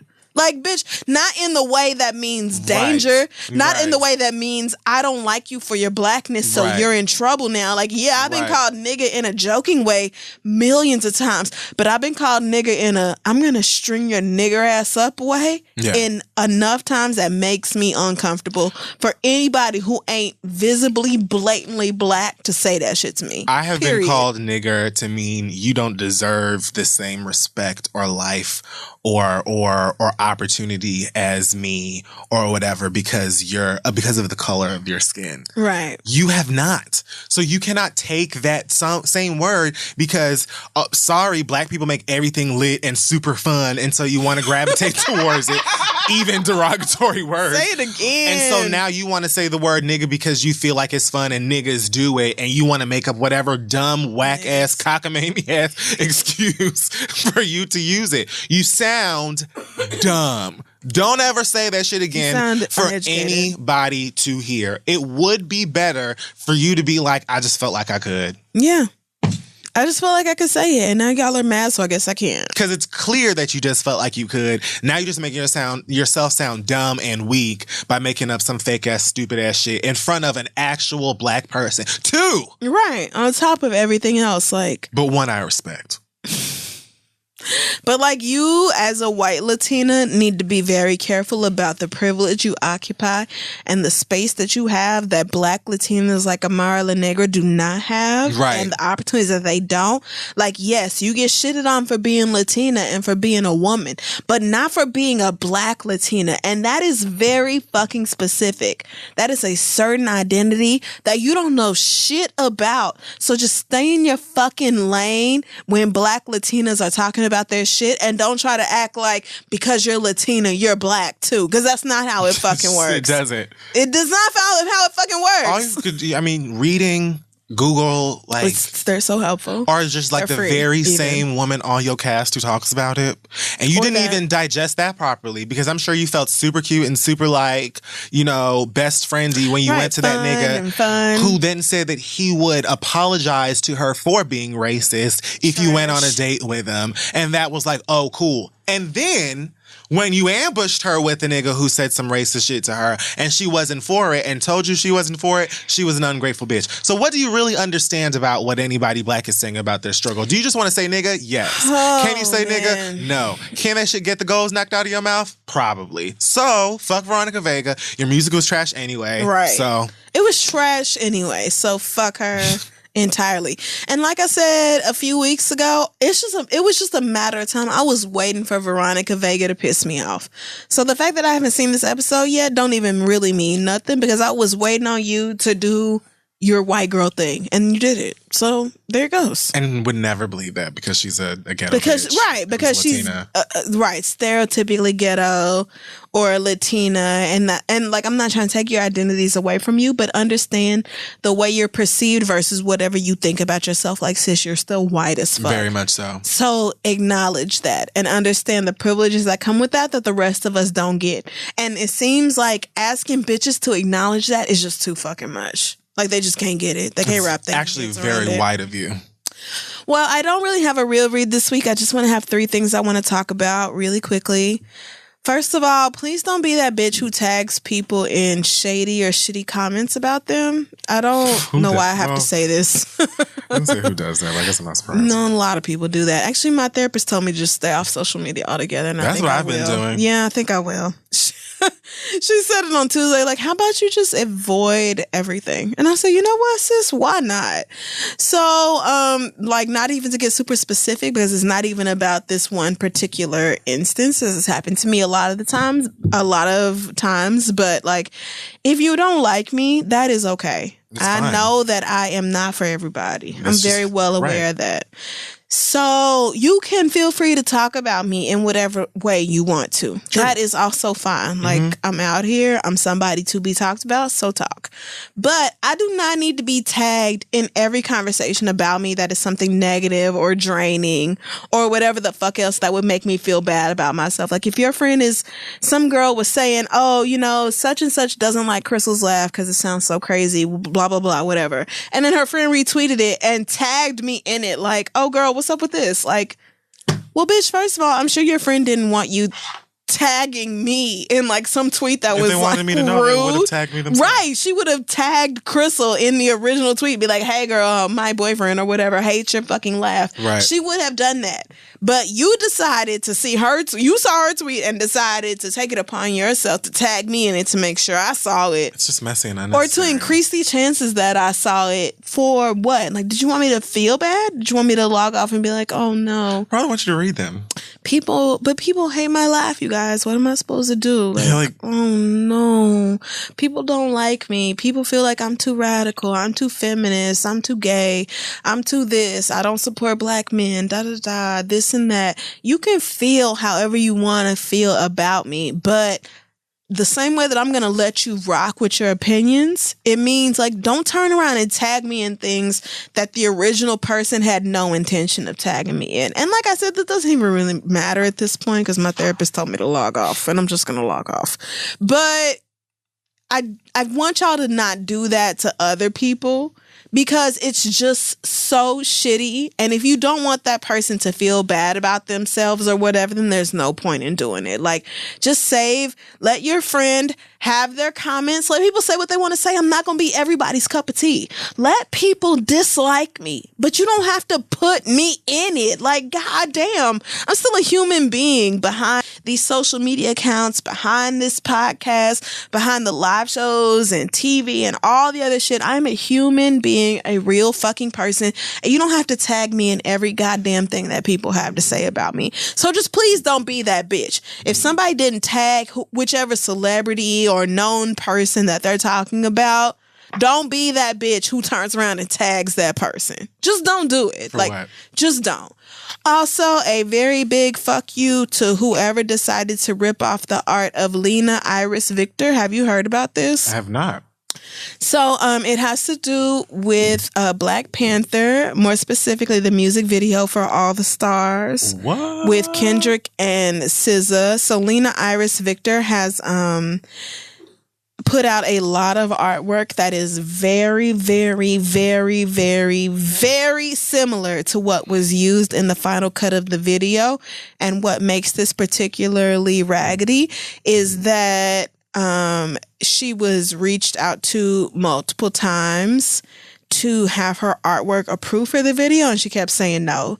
And I don't know if that was because the terms of her artwork weren't agreeable enough, because when it comes to Black people, they'll be like, oh girl, we'll give you 20 cents for every view or whatever the fuck. Like something insane.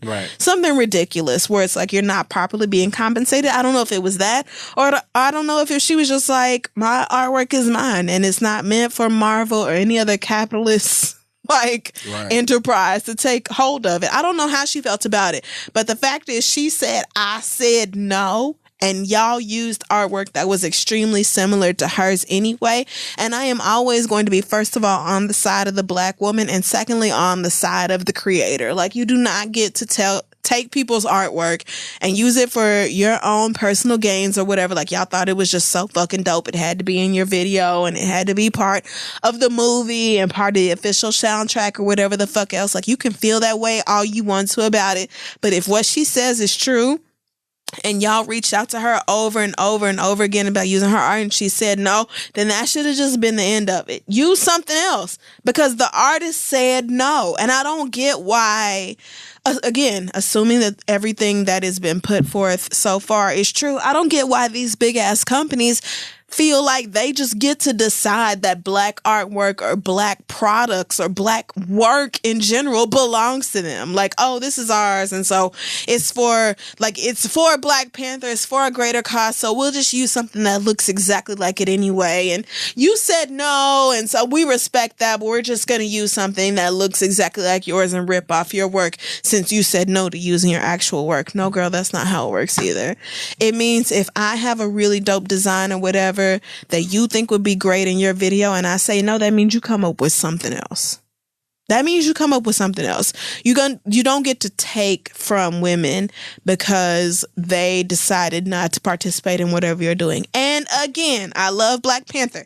Not telling you niggas to not go see Black Panther because it's everything. Not telling y'all to not go buy the soundtrack or stream it or whatever else. Because again, it is everything. But we have to respect artists. I really feel that way. And I feel like a bunch of people who wouldn't want to be stolen from personally or professionally feel very fucking comfortable with stealing from artists. And it's not okay. Like, I understand when it comes to like the super huge niggas like Beyonce, Rihanna, Jay-Z or whatever else, you're like, who cares if I illegally bootleg your album or whatever? It don't make no big deal and just is not that big of an issue or whatever the fuck else. But when it comes to just, I don't know, like, I'm not excusing that either, but I'm saying this is not okay. Like, you don't get to just be like, I don't give a fuck what you said about your art. We're going to put it in our video anyway. So hopefully none of that is the case anyway. Like, I don't know how this is going to shake out. But again, like, pay her motherfucking money, and more importantly, respect her fucking wishes. And finally, I want to give a short, brief fuck you out to Applebee's and the people who work there. Did you hear about this story? There's an Applebee's. I don't know. I'm not sure where it is exactly. I was in a cab on my way downtown and saw this passing by one of the news studios that has the scrolling marquee, and I was just stunned. So at Applebee's, you gonna hear what's crazy about this. Oh, no, I did hear about this. You gonna hear what's crazy. The night before, some Black people apparently went into Applebee's and did a dine and dash, which is where, for whites, where you eat and don't pay for your meal. It's not anything to be proud of, but people do it across racial lines. So the very next day, 2 Black women went into Applebee's and decided to, order themselves some lunch, dinner, whatever the fuck. They were having a good time. This video that I've seen, they have a whole fucking table full of food. Their names are Alexis and Asia. And this was in Missouri. So again, not surprised. But they were approached by a police officer, a mall security guard, and the Applebee's manager who said, well, on Friday, 2 people who look exactly like y'all came in here and dined and dashed. So y'all must be those people and y'all need to, make this right. Y'all need to leave. They actually kicked them out of the restaurant, even though they told them we have never been there before. We are not these bitches who came here and did not pay for their food. We're just trying to enjoy our dinner. But after being mocked, humiliated, and embarrassed, they asked us to pay for our food, leave, and never come back. Thankfully, they taped the entire incident. For some reason, these assholes are like smiling and waving at the camera like something is a fucking joke. For me, I read this story and I thought there is not a single black person in America who would dine and dash at a restaurant on Friday and come back on Saturday. Who would do that? Not a goddamn one. It was clear that y'all were just like, hey, wait a second, 2 black women, what happened here? And just decided to target these women because of the way they looked, called the police on their asses, which is, again, is something y'all love to do, call police on us because the police are automatically going to be on your side, and have them like ejected from the restaurant for daring to be black. And maybe they resembled the people who dined and dashed, and maybe they didn't. We don't even know. I doubt it. It's just more, right, I fucking doubt it. Y'all just felt that way because they were black. So thankfully, I can't believe Applebee's did the right thing, but I'm glad because I'm just going to be real with you niggas. Their quesadilla bacon cheeseburger is fucking good. I mean, if there's nothing else at bitch, Applebee's, it's fucking good. And there really isn't much. I've been eating that since college. I don't get anything else from Applebee's. It is fucking good. A bacon cheeseburger inside of a quesadilla. It's amazing. Whoever thought of this, thank you so much. It's so good. It is my grandma's favorite restaurant. I have not been to Applebee's in an eternity, in an eon. Like my grandmother lives for Applebee's. It is so good. That's all I get. My mama loves Olive Garden. I'd be like, girl, it's the only Italian spot that don't saute pasta. And she'd be like, can we go? She don't care. That's true. She wants to go anyway. So anyway, that's not the point. No, first of all, no black people dine and dash 2 days in a row at the same spot. Nobody. First of all. Secondly, how fucking dare you? How did the manager not go back and review the security tape and be like, oh, those are not, I'm looking at the faces and these are not the same black women. Right. Y'all were just like, oh, 2 black bitches? Oh no. Call the police. This isn't okay. Anyway, at this point, Applebee's has fired the restaurant manager, the server who snitched, and another employee after their official internal investigation, and the location is temporarily closed in order for the team, quote, to regroup, reflect, and learn and grow from this. Applebee's has reached out to the women who were victimized, and their CEO said, we do not tolerate racism or bigotry of any nature. I am glad that y'all turned around and fired the manager, the server, and somebody else who were involved in the whole situation. But the fact that black people still have to go through this shit is fucking insane.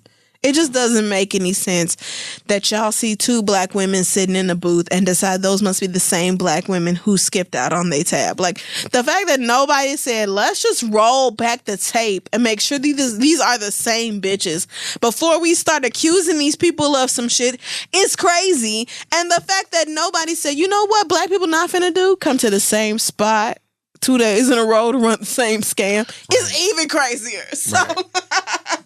I want to say fuck this Applebee's, but since corporate turned around and made it right almost immediately, I would still say go for Valentine's Day or after Valentine's Day, or for just when you have a craving for a bacon cheeseburger quesadilla, just whatever you feel like it. But y'all got us fucked up if you think we really finna go to the same spot twice in the same weekend to pull the same fucking bullshit. Girl, that's not how we operate. That's just not stupid. It. And if you're going to accuse us of some shit, make damn sure you are correct before you do it. That's what Just I'm make saying. sure you got the right blacks That before just you shows decide you- to accuse us of stealing. That shows you what they think of black people, because if they were not black, if they were white people, somebody would have been like, let's make absolutely sure. Because Yeah. you know exactly what would come from you accusing some white folk of stealing that did not steal. Like, Right. they would be out for blood. With us, it's just kind of like you feel like you can do whatever the fuck you want to. Because we just black, and what difference does it And really what doesn't, make? you're not going to get in trouble for, Nah, fuck for these people. accusing black people of being thieves and humiliating them in your restaurant. Right. So that's all I had to say. Just fuck those three things in particular. And again, like, to white racists who feel like we all look alike and you can just say whatever the fuck you want to about us, it's not the case. And I'm very, very glad for once, like, a corporate entity stood up for the people who were victimized instead of protecting their employees. So thank you, Applebee's corporate, for making it right, but fuck that particular location for coming after these black women who were just trying to have their fried food. Let me fat in peace, please. I came here to eat and have cheap margaritas. Why the fuck do y'all want to deter me from that? Let me eat your crazy high salt, high carbohydrate, high fat food and go on about my fucking life. And so that's it. That's really all I had to say this week.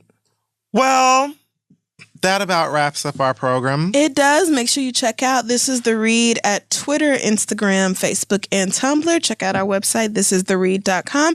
And, of course, make sure you check out Two Dope Queens on HBO with Jessica Williams and Phoebe Robinson. They are bringing their hit comedy podcast to HBO in 4 comedy specials, all during the month of February, filmed in front of a live audience at King's Theater in Brooklyn. That is Two Dope Queens weekly on HBO, starting February 2nd. So go back and catch it on demand if you haven't already. All during the month of February. Kid Fury, I know we have news this week. The same news I was going to spill last week, and then you told me to not. So, Right. What is it this week? First things first. Well, this isn't the news from last week, but Saturday is our 5-year anniversary show here at the Apollo Theater. Excited for that, I guess. And Nigga, what? we will be having a pop-up shop on Saturday from noon to 4 p.m. in Harlem. It will be hosted by our Sante. Yeah. The information for it will be, or actually is already up on This Is The Read. This Is The Read Instagram. I'm sorry, Wine. What is going on with you? And the same thing is going on with you. Oh, yeah. Oh, yeah. We Just got one? all new merch. Oh, yeah. Some anniversary stuff specifically and some stuff for the tour. Yes. So new things. If you want to get your hands on them, you can go over to the show. I don't know if we're going to be selling merch at the show itself too, but just to be safe, if you want some. I feel like Alex is definitely going to be selling merch I at the feel like show. she probably will. I'm not going to miss that opportunity. Okay, so next, besides that, we have our live shows. Hey! We're going back on the road soon. in Yes, just this a spring. little bit over a month from now. So, if you're in Washington, D.C. on March 10th, we'll be there. If you're in Boston on April 7th, we'll be there. If you're in St. Louis on May 5th, Hello! we'll be there. I'm so excited for St. Louis. If you're in the sticks, Toronto on June 2nd. If you're in Toronto on June 2nd, No, you already said in the we'll be six. there. And then if you're in Oakland, California on June 9th, we will be there as well. Also, Essence Fest is in July.